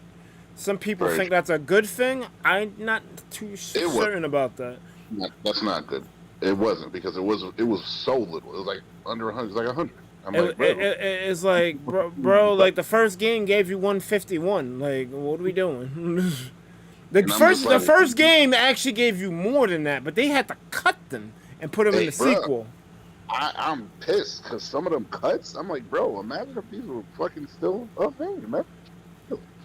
Yeah, they had like a Dark Anchor. They had fucking a puppet, fucking doll, and that shit. I'm like, oh, that'd have been another ghost type.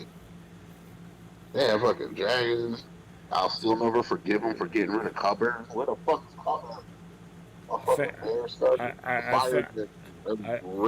I think Gen 6 might be our Budapest for yes, it was, bro, the first one was Coburn, and the fucking last stage was Ruination. I'm like, come on, that's fucking ill as shit.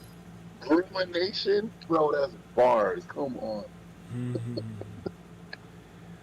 You hate shit. I mean, we got Bear Flosion, but where the fuck is my Ruination? On the cutting room floor. Ouch.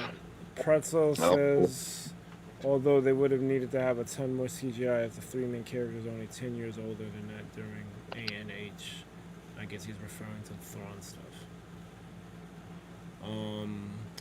Pleasant says, I don't know, 6 was kind of mad compared to 7, but that's just me. 6 had potential, but it was wasted, and it's a shame. Was mad to people, but if we would have got Z, would it still hold that take? I don't think so. It wouldn't, because in almost every case where the main game was whack or not as good, the third game fixed everything. Bro, I love Crystal. I ain't gonna hold you. I fucking love, because I love Silver. Silver's perfect, but I fucking love Crystal because it gave me shit to do. Crystal was good. All the third games are good. I won't talk about it, but I fucking love Crystal. Well, the third games did have one tiny problem, and it was the same problem that the first games and the second games had. And what was that? It used the different kind of... It used the wrong or the old coding for Pokemon. When they switched to Gen 4, it switched the coding. Yeah. No, they That did was the that. only problem. They did that because of no missing them. They were screwed, and Game Shark was rampant. So they're just like, yo, we gotta not. Missing no needed to die. It was the Sorry, whole missing no. literally a virus. Like, you Well, can't. well, missing no was really only in the first game, and No, but then and the missing trade- no, missing no is a misnomer, because all it stands for is missing number. It was an error handler. That's what missing no was, but missing no fucks. So because of that, because Game Freak isn't that good of a developer, and it ended up being a Pokemon. It ended up becoming a Pokemon that you could catch. But Not just catch, but evolve too. Yeah, no, some of the glitches from missing though, it carried over to Pokemon Stadium 2, and that you definitely won. That happened. It happened. I was playing too, and I was like, "Hey, what would happen if this?" Because the error handler that they was using, missing no was instead of being an error handler, it became a Pokemon. It was trying to grab data that wasn't there. Because remember, like I said, there was supposed to be more than 151 Pokemon, but they cut them. Mm-hmm. So missing those trying to reference something that was cut. Mm-hmm. And that's why and that's why it has data to become a Pokemon. Right. But then those errors leaked into Gen 2, which potentially leaked into Gen 3, but I don't think it was a solid connection. I'll be honest. Who was going to use a Kangaskhan that knew new fly and 2 moves of water gun? Me. My kings are new flamethrower and thunderbolt. I mean, if your team wasn't level 100 or close to it, and you got like a level 142 Kangaskhan, you're using that. It was a mix. And the thing was, there were other glitches. Like there were it wasn't the direct missing no glitch, but I would do something that kind of got the same effect. And I'm just like, this is messing with the game. I didn't even do the code right, and it would still give me like half of it. And like it was like weird shit would show up on the Cinnabar Island or whatever. I'm just like, I'm not even in the right place for this to go. And I'll go to all Pokemon all messed up. I'm like, well, Cinnabar's where you get missing though. So yeah, you surf on the right side, and I would do it on another island, and it would still work. I'm just like, uh-oh. Oh yeah, I think it does work on Seafoam, but it does work on Seafoam because I've done that before. Yeah, it works on Seafoam too, but the main place is Cinnabar. Mm-hmm. Something to do with how they didn't. Honestly, it was a bug that they never squashed because they never saw it. They're referencing that coast references data that it's not supposed to reference, and they didn't catch it. So it ended up being in the real game, and people are able to get missing no, and they see the rare candies are like hexadecimal 94, whatever that symbol represents. It's really like 136, I think, of the item. It's not infinite, but it might as well be because you can just keep doing the missing no glitch. More than 99. No, it wasn't 99. It was like 130 something. It's crazy. Because you could it was like -6, and then you got it like that. Mm-hmm. So you could duplicate all your master balls and rare candies and sweep the game from that point. It's like Giovanni who? You can literally I'm like missing no gift, and all the Safari Pokemon was there. I'm like, hell yeah. You could literally break the game once you got the Cinnabar, or once you got the Seafoam, because you could get the Seafoam first. Although I'll be a little honest with you. Think about what you're saying.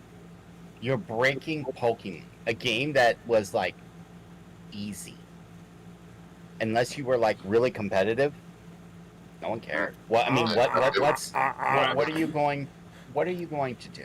You're going to get level 100s easy, infinite bicycles, Pokemon with the stats that say, oh hey, I have all the proteins and stuff. Well, so the only time it really was a problem was when you have a level 160 Kangaskhan. Because that was apparently You say the game is easy. Did you play Rock Tunnel? Oh, Did I play Pokemon? Yes. Yeah, Victory was an anime. Them shits was like level 60 and it was dark. I'm like, what the fuck? I almost one-shot Victory Road on my first attempt. The only reason I didn't was my Blastoise ran out of PP. That's Well, it. there you go. And also, you probably your Blastoise probably like level 80 or something. We all did that. We had a starter who was grossly over fucking levels for the thing. Yep. I mean, And then my Articuno just didn't cut it once he ran out of PP. I mean, trying to get Mewtwo, that wasn't exactly the easiest thing either. It wasn't that hard. My problem was when I tried to get Mewtwo in a Pokeball. Yeah. That was hard. I did the whole key trick for the I did not hear that. when you throw a Pokeball, you hit up in mid-air, it turns into a Master Ball. Well, I know that's why you have the Master Ball as Sporum.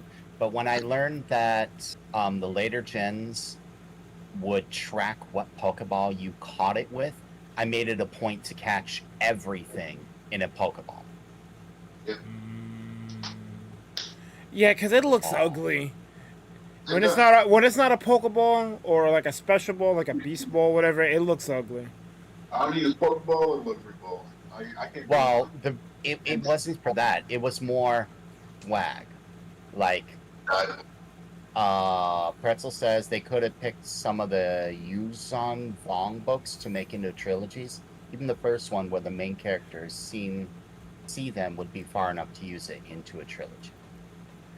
I mean, anything from Star Wars at this point could be made into a movie or a show.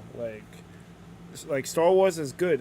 That's why when they said like the books aren't canon no more, I'm like, are you stupid? Oh, that's where I was going with that earlier thought about trying to appease the masses, and you're not going to appease everyone. We also have another problem with the culture we live in. And the culture is, you saw this with Smash. No matter what you do, there's going to be a massive amount of people who are just not having it. Like, look at those last couple of characters for the Smash release. It didn't matter who they released. They could have released Waluigi, Sora, anyone. It doesn't matter. You would have had a massive amount of the community upset. And when you look at that just with the Smash and you apply that same concept to, other areas like Star Wars, you start to see, we got a lot of different problems. So when people are angry, you have that mentality. They were going to be angry no matter what. Like, you would have made some people happy, sure. A lot of the people were going to be angry no matter what you do. And that's the problem with the entertainment industry. You're just not going to win. I think they did a good job for the most part. The only misstep is not putting Waluigi in, but having Piranha Plant in. And it wasn't it wasn't a misstep on their part. They said it was an extra person. It was something they was trying.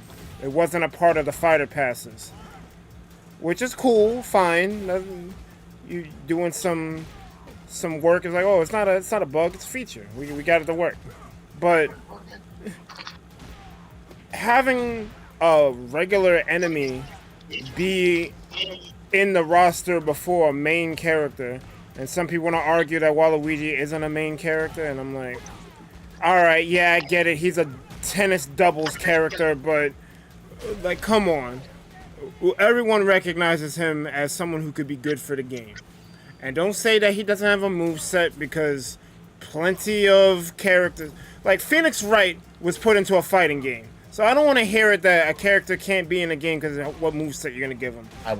They'll come out with something. I wasn't so much referencing Smash to reference Smash. I was just trying to say you had a lot of people that just weren't going to be happy. Well, that's true. With Star Wars, you're right.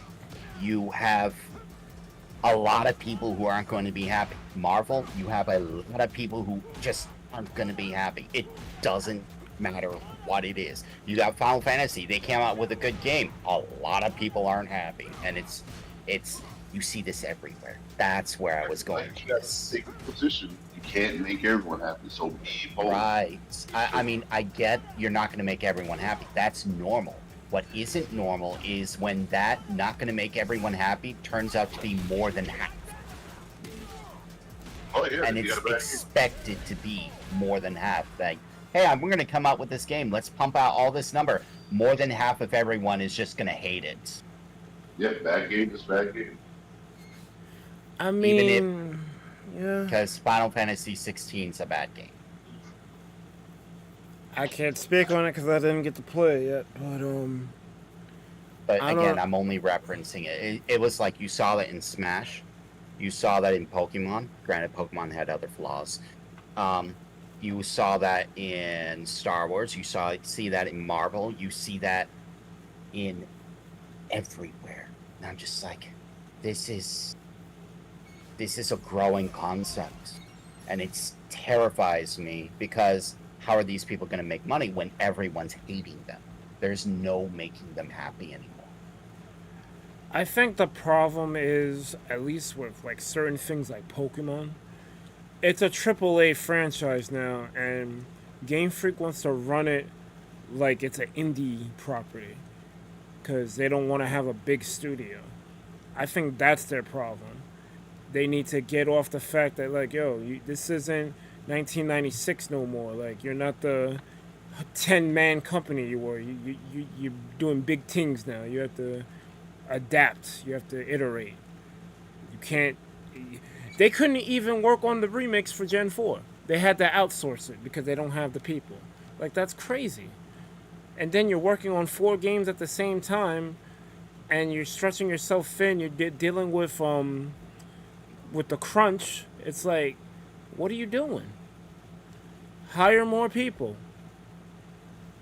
You can't do it. Star Wars' problem, at least in my view, is I think they didn't think the whole thing through. They bought the property because, like, yeah, Star Wars, let's everyone get excited. But then they didn't actually think about what they were trying to adapt. Like, you have a whole series of books that you could pull from, but you instead want to make a new thing out of nowhere and shove Rey down our throats. And be like, yo, this is what Star Wars is now. Like, I don't hate Rey, but a lot of people do. Rey is very polarizing. So I feel like if that's going to be the case, this stupid hit me. If you're going to make up some stuff, at least let it be good. Don't make up something when you have lore that exists that's already good, and you just, like, you're wasting people's time. Like, people want to like Star Wars. Star Wars is cool. You got lightsabers, you got ideologies of good versus evil. Like, there's a lot of good things in Star Wars. But when you bog it down with stuff that feels like filler or stuff that's not interesting, you're gonna rub people the wrong way. You look at the sequel trilogy and you look at episode 7. Episode 7 is fine.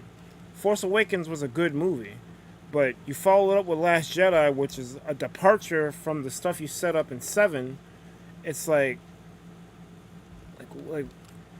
you're people are expecting a certain thing to happen, and it's not happening. Yeah, you can't satisfy everybody, but you can't also establish certain plot points, and they never get banked on.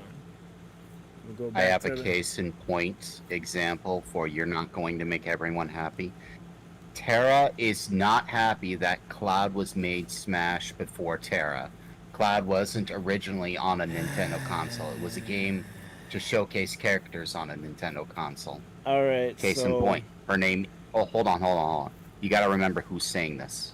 Terra is saying that she's upset that Terra was not. I'm about to put you on. Oh. The only reason why Final Fantasy VII wasn't on a Nintendo console was because Nintendo was throwing. Because Nintendo and Square had a great relationship during the 8-bit and 16-bit era. The first 6 Final Fantasies were on Nintendo and Super Nintendo. But because Nintendo didn't want to adapt and use CDs, which had more storage and ability to have better sounding music via the CD, because the Red Book audio format,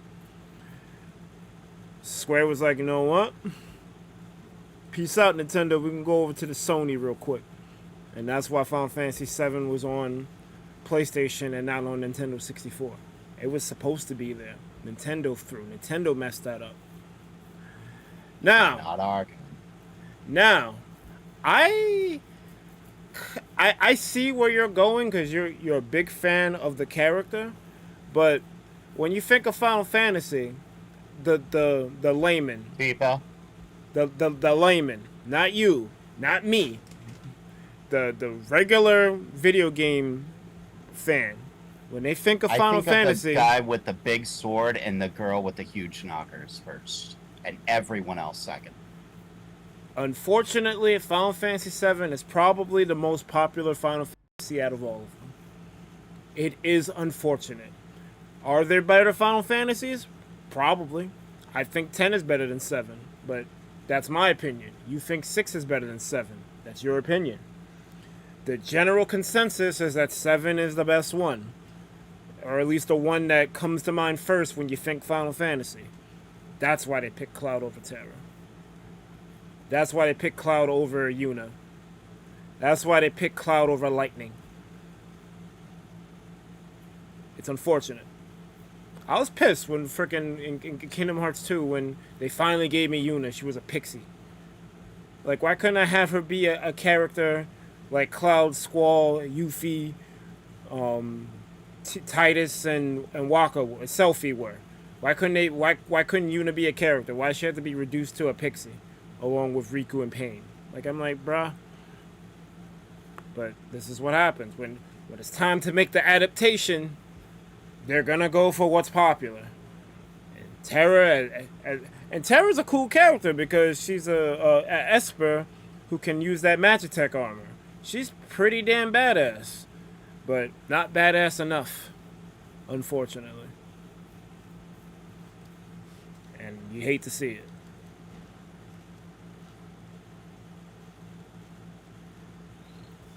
The first Chrono Cross was supposed to be Final Fantasy VII. You might be right about that. I just know that Nintendo was throwing, and I hate it because we could have had. Yo, imagine if the Nintendo 64 used CDs, and all throughout history, instead of Final Fantasy 7 through 16 were on Nintendo consoles versus being on Actually, that's Sony a good consoles. point. That actually fits with a lot of what Nintendo does now, because Nintendo not using CDs is Nintendo doing things their way and not anyone else's way. And right or wrong, that actually fits the bill. No, we do it our way. That I'll give you that. Nintendo has been consistent. Granted, I don't like it because they are way too protective of their IP. But Well, look what they're happens allowed to when be. look what happens when they loan their IP out. You get Hotel Mario and Zelda, the faces of Gamelon, whatever. That CDI stuff. Well, excuse me, princess. And then the live-action Mario that. movie. The live-action Mario movie that the people involved had to drink on set just to get through the shoot. So Nintendo's been burnt by letting their IPs up. So I kind of get why they might be a little more protective than anyone else.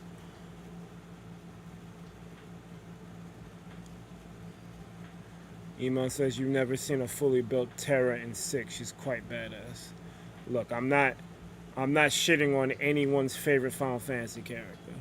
I'm just saying for the layman, when you go to a convention and ask someone on the show floor, what's your favorite? Hold on. Take a step take it a step back from there. Go to the show, or go to the convention. Go to a video game convention. Who are you going to see more of? What, you mean cosplayers or something? No. In the cosplayers, those who are cosplaying video game characters, and you see anything from Final Fantasy, who are you going to see more of?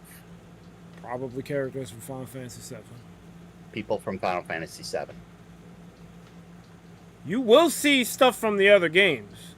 You'll just see them. My friend dressed up as Lightning Farron, ironically enough. You just won't see as much of the others in comparison to 7. Now watch Tara go to a convention dressing up as Tara. Look, Pleasant, this is going back to trying to satisfy everybody. That's why they go to the layman, to what is generally accepted as the most popular. Even it could be wrong. It could be dead wrong. Someone says Final Fantasy VII is the best, and they could be dead wrong. But that's what Best the majority of people think. Sadly enough, best is very subjective. That is also true. I think Final Fantasy X is the best. A lot of people are going to get me out of here for that statement. Well, Final Fantasy X does have its flaws, so it's probably not the best. But I just love Yuna so much as a character that any problems You must hate me then. Well, Considering in the animation I did for Lightning, I made Yuna did everyone else did 9,999 damage. Yuna was late and only did 1. That's accurate to her character. She's not a fighter. So why would I hate that? Except she only did 1. I'm a Yuna fan, so she's a summoner. She's not a fighter. She don't get the guns till X2. Like base Yuna ain't doing heavy damage. She summons things to do the damage. So that's accurate. If someone's mad about that, if she was wearing the gunner outfit and doing 1 damage, all right, then you might have an argument. But if she's wearing the summoner's robe and only doing 1 damage with the wand, perfect. Because that's what it should be. Stay away from the summoner! Yo, I hated that shit so much. Pleasant says, laymen don't usually know what a terror is unless they're a fighting game fan, but since Sakurai likes the game he was in. I mean... How about the CDI games? Yeah, that's what I was quoting earlier. Well, excuse me, princess. So when it comes to Smash, I think a lot of it was Sakurai seeing how far can he get away with putting certain characters in the game. But I think also a lot of it had to do with that Smash ballot that they did for Smash 4. And who they couldn't realize in the ballot, they still had it on the back burner. Be like, all right, when we need characters for the next one, this is who we'll pull from. Because this is what the people asked for. Which is wild to me that they didn't put Waluigi in. Because I'm pretty sure, even if it's a minority, it's still a vocal enough minority. Maybe we should consider putting Waluigi in. But that's neither here nor there. Pleasant says if Sakurai like Morsu, I'm sure he'll add him in somewhere. Well, I don't know what... The next Smash game, if there even is going to be a thing, it's nowhere going to... They have to do another Smash game because...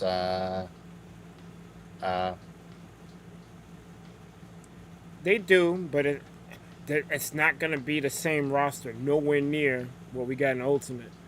I don't know how fans are going to react to that. Because you have, like 89 characters in Ultimate, with Sora being the last person. There ain't going to be 89 characters in the next Smash. Impossible. I don't see it. All the Nintendo people will return. Like, I'm not sure. Think they could off a Smash cinematic universe? They could. Well, I'll let Light Gazer answer. If you have enough IPs for characters, you can make a lot. It's just, how do you throw them? Do you throw them like Marvel did? Do you throw them like Game of Thrones did? Do you throw them like what Among Us is going to do? I still think that's a bad idea, but whatever. Do you make it...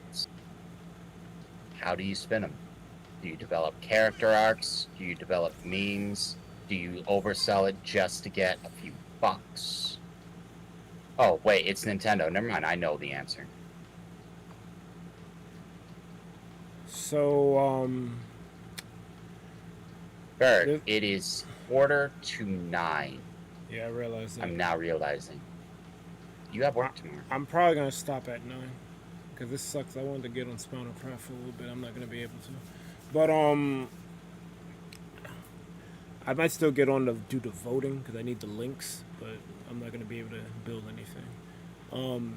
There's a game called Smash Brothers Brawl, and it has a story mode called Subspace Emissary, and that story mode really, it wasn't the best thing ever, but when you growing up, you never expected Samus and Pikachu to have a crossover like that. And it worked for the most part. That story was compelling. Spoiler alert for Subspace Emissary. Sonic saves the Nintendo universe in Smash. He speeds through and beats Taboo, who froze everyone with whatever power he had. And it's kind of ironic. Sonic and Mario used to be the juggernauts going at it. Who had the best game, whatever, who's better, Nintendo or Sega. And now Sonic is on a Nintendo console saving a bunch of Nintendo characters. It was wild. But if they did a thing like Subspace Emissary over a couple of movies or maybe make a series, I think I'd rather see a Smash Brothers series, like a show, versus a movie or a bunch of movies. Or if you're gonna go the movie route, I'd rather it be episodic in show format. But if you're gonna make a bunch of movies, they should do what Phase 1 Marvel Cinematic Universe did. Start with one character. Technically, they could go with what they already have. Mario has a movie already, so Mario could be the beginning point. And then the next person that you probably do either Samus or Kirby. And you could do like 8 movies, because the original Smash roster had 8 characters. So you could do 8 movies of different Nintendo IPs. And once those movies are done, during those movies you establish like some type of threat. You can't really do it with the Mario movie because it's not connected, but in this hypothetical, let's just say that it's connected. You create some type of, I don't know, Power Star or Smash Ball thing that Master Hand wants. And all throughout these movies, the Metroid movie, the Kirby movie, the F-Zero movie, the Star Fox movie, you see hints at it. And then when you do the Smash Brothers movie that culminates with everything, then you have some goal. But you gotta do it slow, and it's gotta be not premeditated, but what's the word I'm looking for? It's gotta be measured. Like there's a saying, measure twice, cut once. You have to pre-plan everything out. If they do it that way, if they do it how the beginning of the MCU did it, it'll be successful. Because everyone loved the Mario movie, and it ain't connected to no... Well, I don't want to say everyone loved it, but it did well. It did well enough, and it's not connected to nothing. So if you bring out a Zelda movie... First of all, fuck the connected universe. If you just bring out a Zelda movie now... People are going to eat that up, especially with Tears of the Kingdom doing so well. But you know, you make your Zelda movie, you make your Metroid movie, you make your Kirby movie, you do all this stuff, make it make sense, connect it all, then tie it together with a Smash movie. It'll do so well. But I think the problem with DC, and I guess Marvel's having this problem now, is that this assembly line thing where we're so concerned with setting up the universe that we're not making good movies to begin with. What was cool about phase 1 through 3 of the MCU is that these were good movies first, and then they tied everything together second. Now it's like, oh, we have to make sure that we hit these check boxes, so it sets up the next thing, and that thing has to have check boxes to set up the next thing. Like, I think they lost sight of making a good movie. That's why Guardians was so good. It's not really trying to establish nothing else. It's trying to tell Rocket's story. That's why it's so good.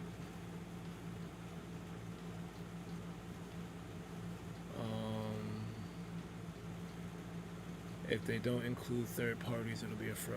The reason why they can't get, I don't think they can get third parties is because what they did for Ultimate was so crazy.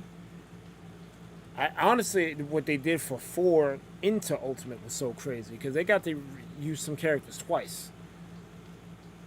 I don't think they can do a hat trick.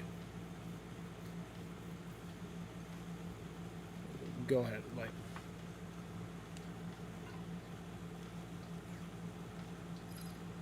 Hi. Oh, I thought you were gonna say something. I muted. Oh, okay. I was screaming in my mic. You didn't want to hear it. Got it. What was I? Pretzel says the Mario movie was divisive to say the least. Critics on RT at the moment is 59%, officially rotten by their standards. Meanwhile, the audience rating is 95%, and yes, Cloudy exists. So, you gotta understand the purpose of the critics. The purpose of the critics are to do 2 things. First, keep people coming back to them. And second is, they have to be unbiased. You go to Berg, okay? You will get a biased opinion. You go to me, you will get a anti-corporation opinion. You go to them, they have to remain neutral, where they are concerned for the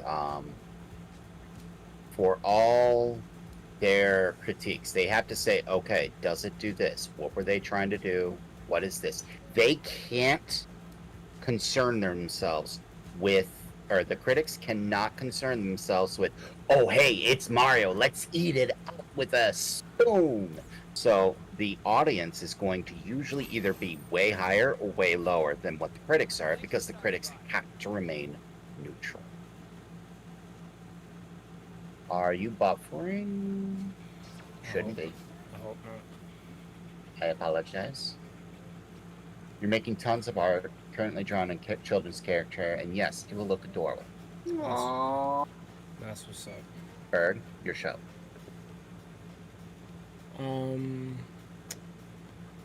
So the third parties, right?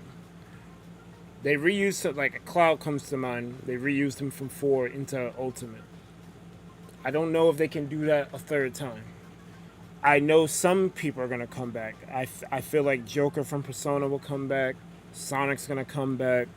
Bayonetta. I think Bayonetta might be a Nintendo IP at this point, like second party. Certain characters are gonna come back. I don't think they're getting all 89 characters back. Oh, there's the man who has a plan. Dan has the plan. He's a good guy. Go check him out. He's got a plan. He gifted me over 30 subs. Go check him out. Facts. He raided Monster Mat and Lightning. Go check him out. I don't need to. I don't need to say he's a good guy. Go check him out. Facts. So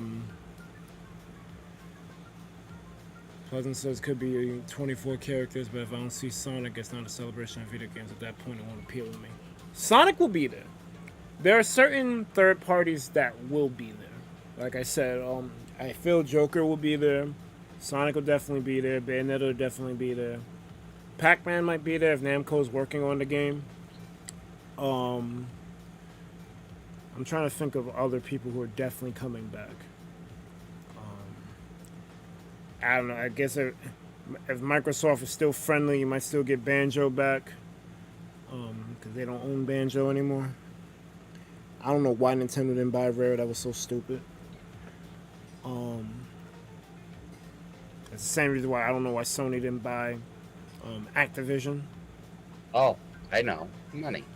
They thought they could go a different direction, and it may or may not have worked out well. Or it may cost too much. You see how much that backfired.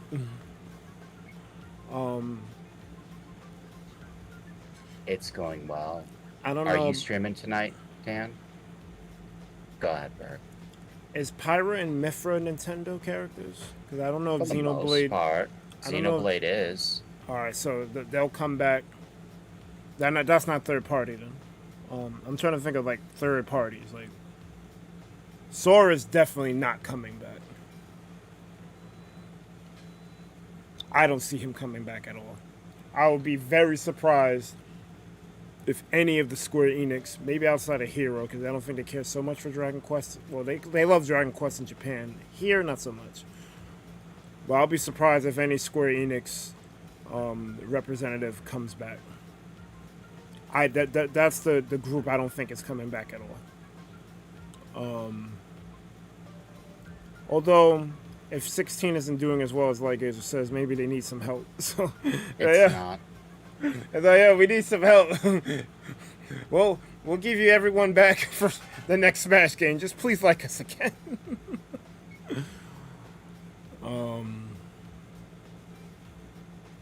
I don't know. I don't see all 89 characters coming back. The Nintendo ones for sure, obviously. Sonic is an easy comeback because I don't think Sega. I think Sega likes their IPs being in Smash. That's why I think Joker might come back because they own him.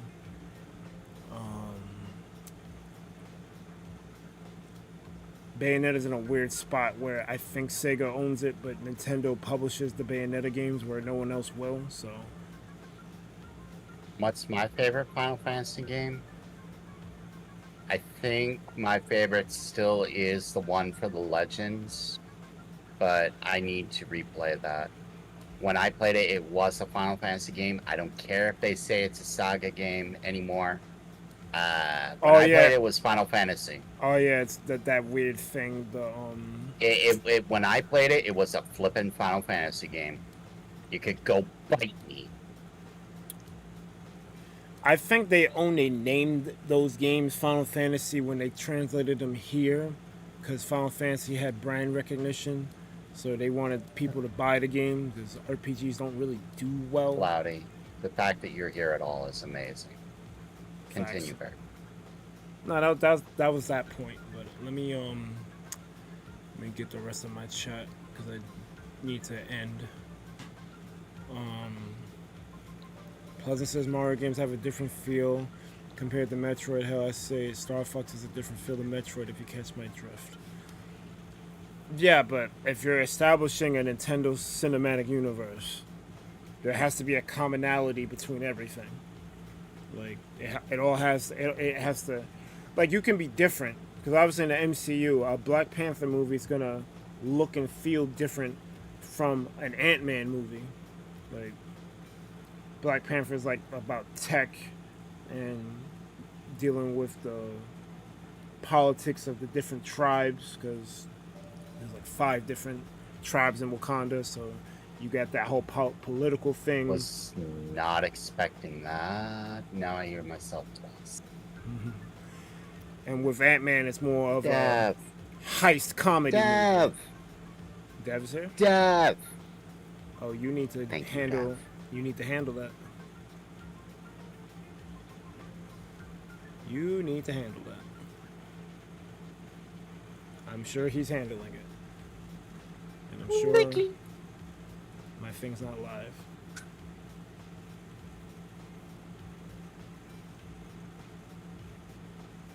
I don't know if Lightgazer muted me or not, but on his stream he's being rated and his raid screen is awesome.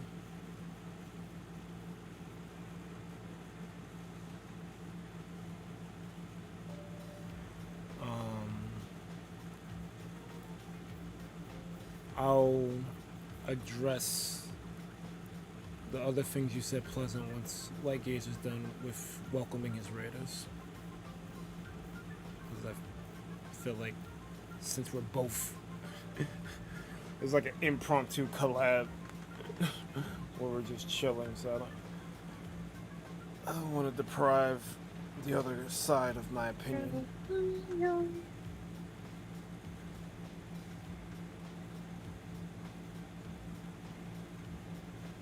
Oh, he is muted.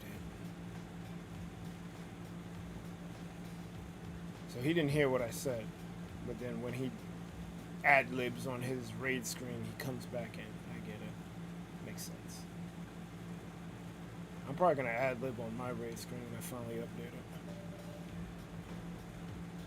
I might even do the verse.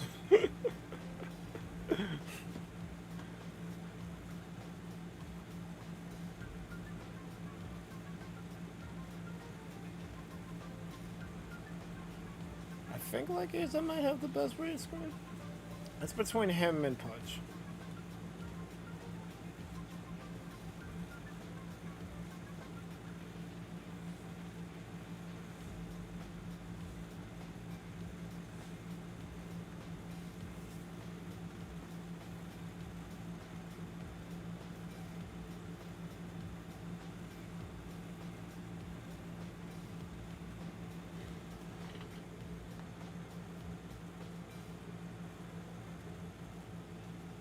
Die, Dev, die. Joins the stream.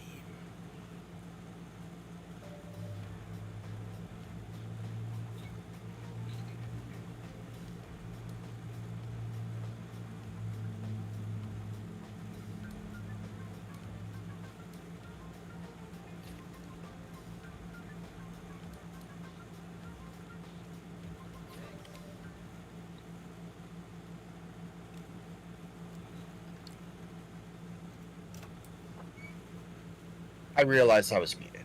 You were muted. I heard every word you said, Berg. It's just, I didn't want to interrupt you. No, it's fine. How Berg is awake right now is beyond me, but with me in this VC is the not so lovely IcebergMike. For those of you coming in the raid, I'm Lightgazer. Hello, Mello. Hello, Ewan. Hello, McDublin. Good to see you back. Psycho Smoker. Yo, there's a name that... Psycho Smoker, you have my permission to say hello, Chariot. Thank you. Hold on. Psycho Smoker. Chariot, I'll get to you in a sec. Psycho Smoker. You have my permission. I'm going to make you a moderator for a sec. You have my permission to post your Twitch link in chat so I can give you a a follow on Twitch, because I remember Dev saying something about go check him out on Twitch, but I wasn't able to. So feel free to do exactly that. That's what's up. Chariot. I'll sub too. I'll follow. No, you won't sub to him. You'll give him a follow. Yes, man, the terms are interchangeable. But yes, Chariot, thank you for your help in moderating that stream, and thanks for keeping Deb entertained. It's half the time I'm looking at the chat, I'm glancing at his screen up here, and I'm seeing name after name. I'm used to seeing like chat move that fast. Like slow-mo doesn't even bother me at that point. Like I'm used to seeing it move that fast because I'm used to how Azalea 22's stream is. Yeah, but should be moving a mile a minute. Seeing you there, seeing Bunny there to help out with moderating, Because I'm looking at the chat and I'm like, where are the other moderators? Am I the only one here? I need to be here more, but I have a stream myself to do. You have my gratitude. You and Bunny both. Thank you. But, Psycho Smoker, go ahead and give, or put your Twitch link in the live chat. Thanks. Go give that man a follow if you have Twitch. Dev recommended him. He's getting a follow from me. Right now, flipping now. Oh, he's getting 2 from me. He's also losing his moderator right now, too.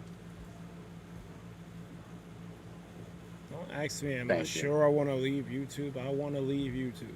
Oh, no. Hold on, Chariot. Let me show you my setup real quick. I'm going to hit this print screen.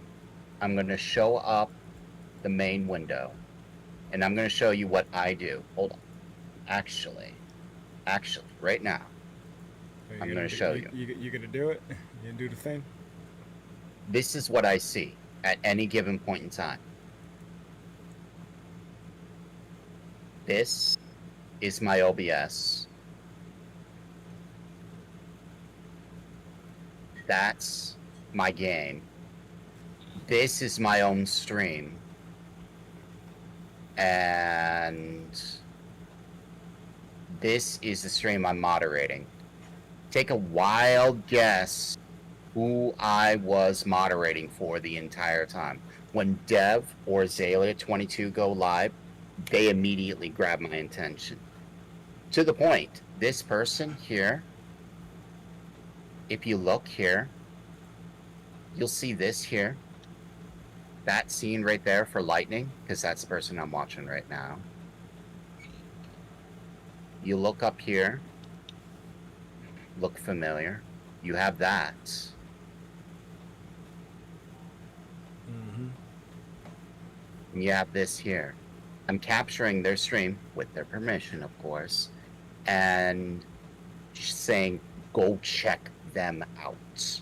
And this way, I keep an eye on the chat to try to help them out.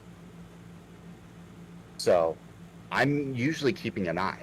And to the point, Berg will even tell you, if chat's moving too fast in their stream, or if I start seeing a lot of trolls or a lot of everything, I will sort of pause my stream just to be like, hey, yo, keep it up, or you guys, chill. You called me in here. Things are kind of calm right now. But you guys calm down. Okay? Because if you don't, I'm going to stop my stream and I'm going to start moderating you. Don't do that. Yeah, like we'll stop production. And you're making him stop streaming, so that he's already pissed that he has to stop streaming, and now you're acting up. It's over for you. Now, you want to see something cool that I do for friends, Chariot? I don't know if you know I did this, but I got this entire page filled with little mini animations that I've done for friends, streamers, and everyone else. I have this.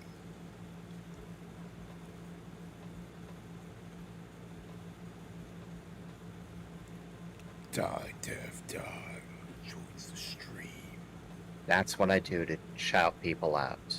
I don't necessarily give channel links. I'll do that instead. I will stop my stream to make an animation. So, it's not so much a fanboy, so much as I show my appreciation to the people who I feel deserve or have either touched me or deserve it. That's what my channel is about. So thank you.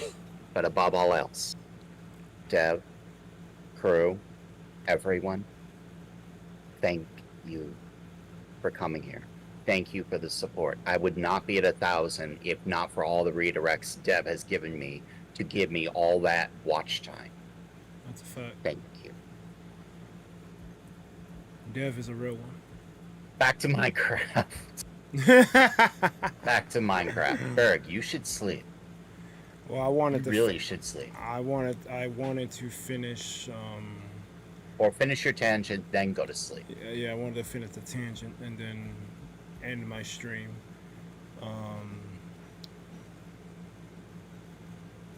Pleasant said you're not gonna have horror elements and creepy visuals in Mario unless it's a ghost house, and even then they'd have to tone it down. Entertaining. Thank you, Chariot. I'm pretty sure I'm not the most entertaining. You want entertaining? Go check out Dev. That's pretty good. But I try to make people smile. Berg, your tangent, your stream. I invaded your VC for a reason. Oh, okay. Well, we were talking about a Nintendo Cinematic Universe, and I was basically saying that, like, if you set it up like Marvel did with Phase 1 through 3, you're golden. Like these are happy 1,000, by the way. Thank you.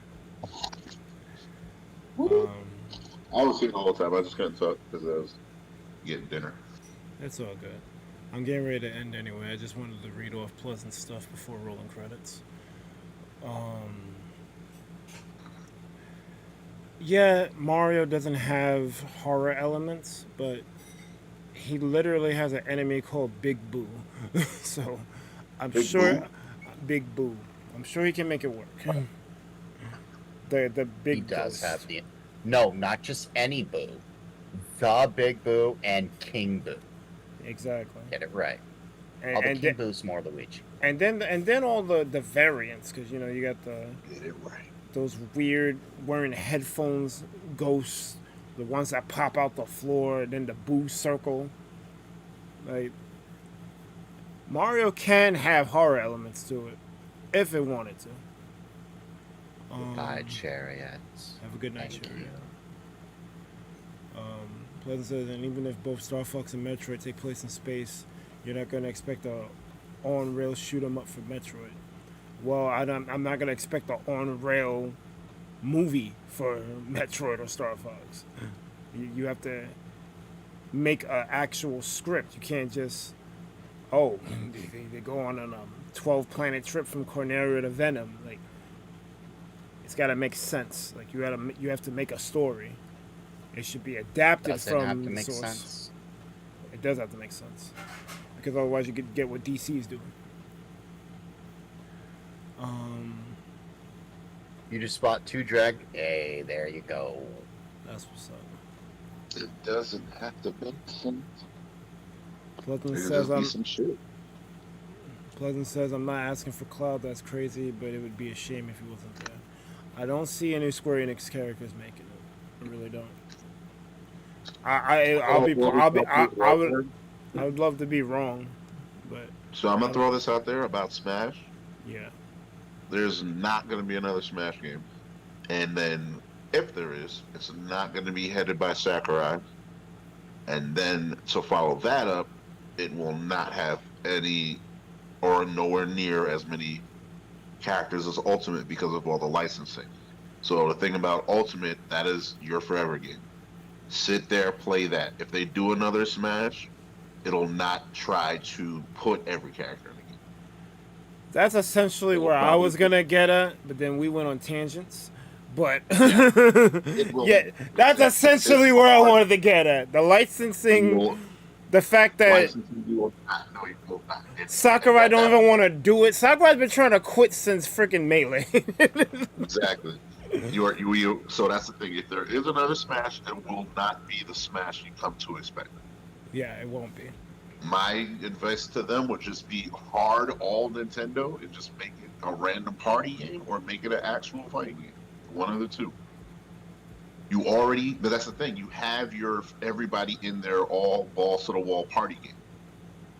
If you want to do something a little more serious, which they lean toward, with fucking arms and freaking whatever balance patches, like the fact that you have a balance patch, I don't want to see it because that shows that you have a slight bit of integrity, competitive integrity.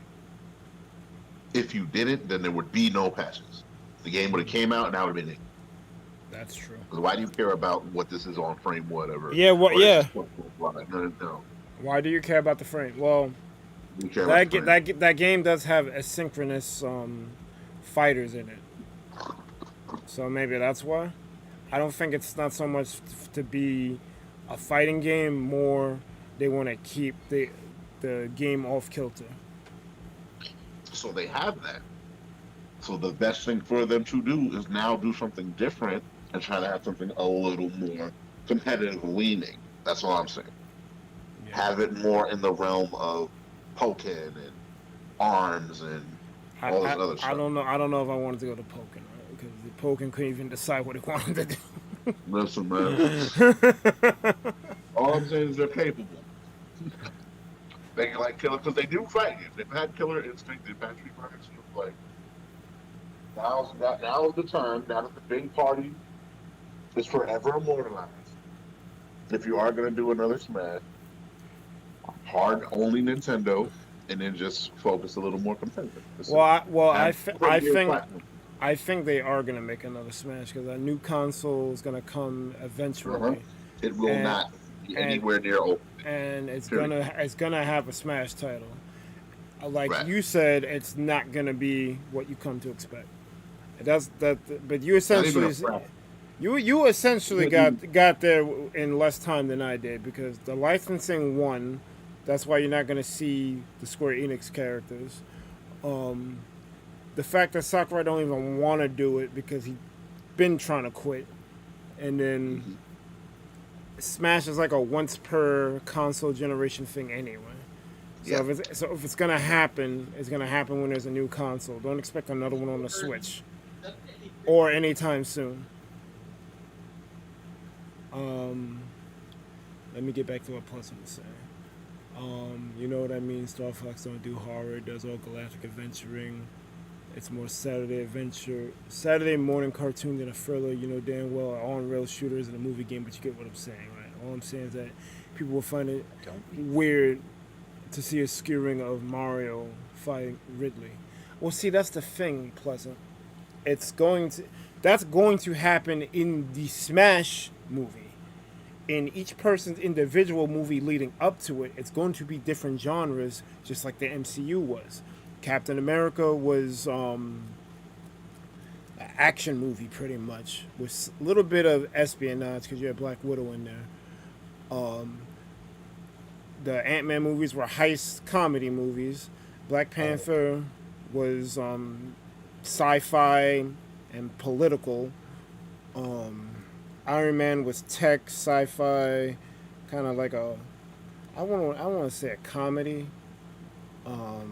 But there were lots of quips and stuff. It's an action movie.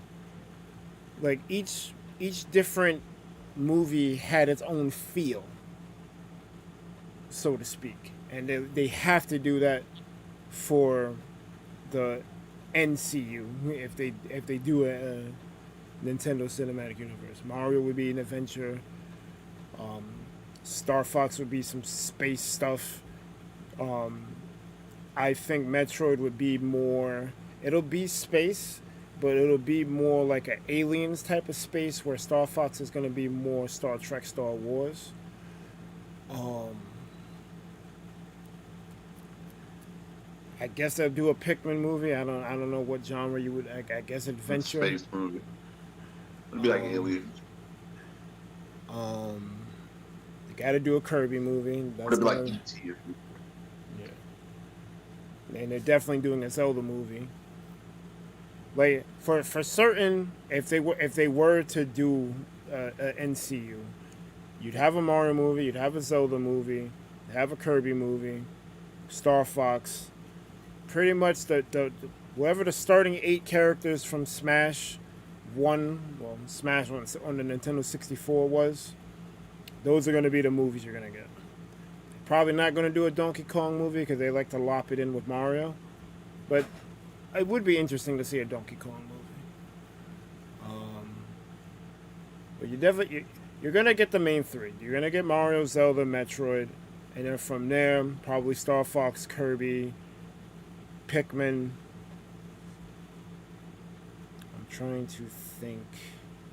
Oh, they're definitely got to do a Pokemon movie, but I don't know because I don't want to talk about. Welcome back. I don't want to talk about. I see you have a bit of a, or you're on Wi-Fi though. Welcome back, Pretzel. Welcome back. And. But yeah, I get what you're saying. They're not gonna do a 1-for-1 Star Fox into a movie format. They're gonna script it out. They're gonna make it make sense. I get what you're saying. But that stuff you were saying about you don't see the crossover with like Ridley and Mario, they have to go there. That's the whole point. Otherwise, why would you even make this plan? Like the subspace stuff that you saw in Brawl, and these little moments that you see in the character trailers for Ultimate, that stuff is gonna be part of the experience. If they do a Smash movie, it has to be, because that's what people are expecting. You showed us what to expect already. We just, it's a long shot, so we don't ever expect to see it happen. But if they ever do go that route, they got to include those things. That's kind of like on the checklist. But it is after 9. I should have ended an hour ago, but we were talking and just lost track of time. I'm gonna roll credits.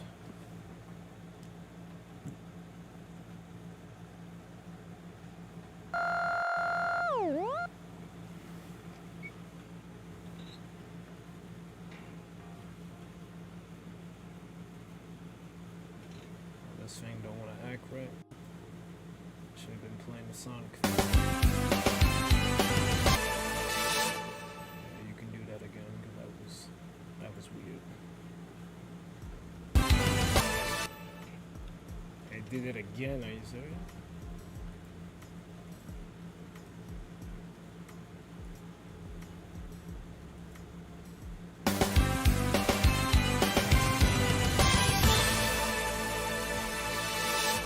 There we go, that's better. Alright guys, that was a stream. Thank you guys so much for watching Weather Live on the recap. You've been chilling with the ThunderPals. Be sure to like, comment, and subscribe to the ThunderPals YouTube channel for more Street Fighter 6 and other things gaming.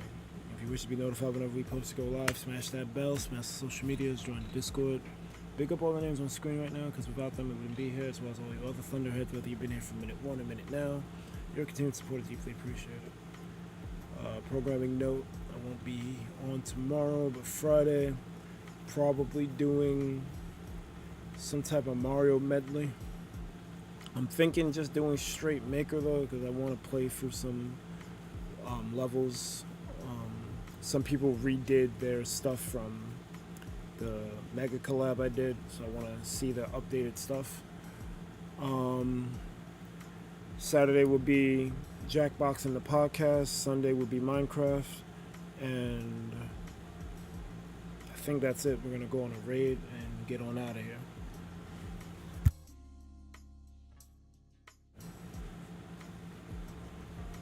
All right.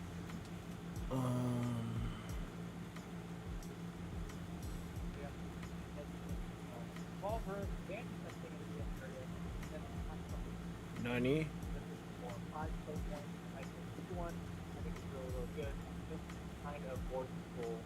Oh, I got someone else's stream on this. I'm like, what am I hitting? Turn that off. Oh, I don't think y'all can hear that. I got it off. Next up is one of the cards that I'm considering cutting more than anything else. And I will note that this deck does leaking? run 42 cards, right? Oh, that's from you. And I'm like, what the heck is that? Or into another card we'll talk about. I haven't really decided which one I want to cut. And honestly, I just kind of like where they are right now. So if I had to cut something, You do realize that's leaking in, right?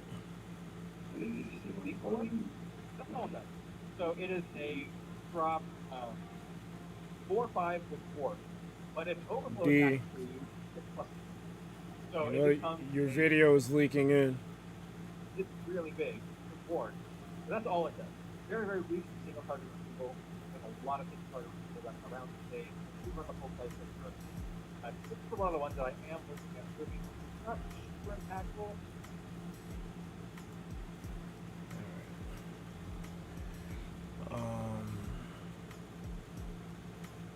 think I'm going to go to Pegasus Angel. Haven't rated her in a minute.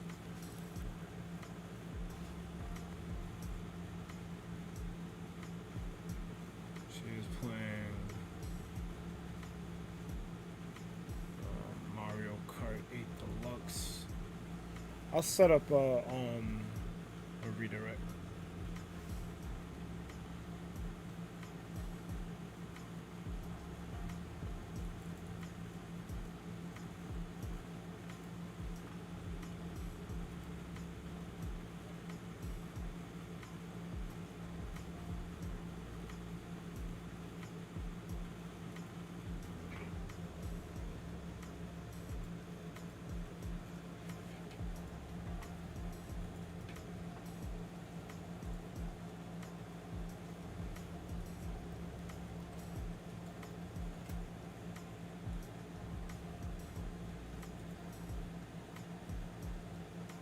So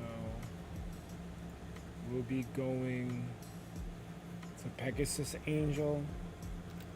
I'm gonna give y'all the link as the stream ends.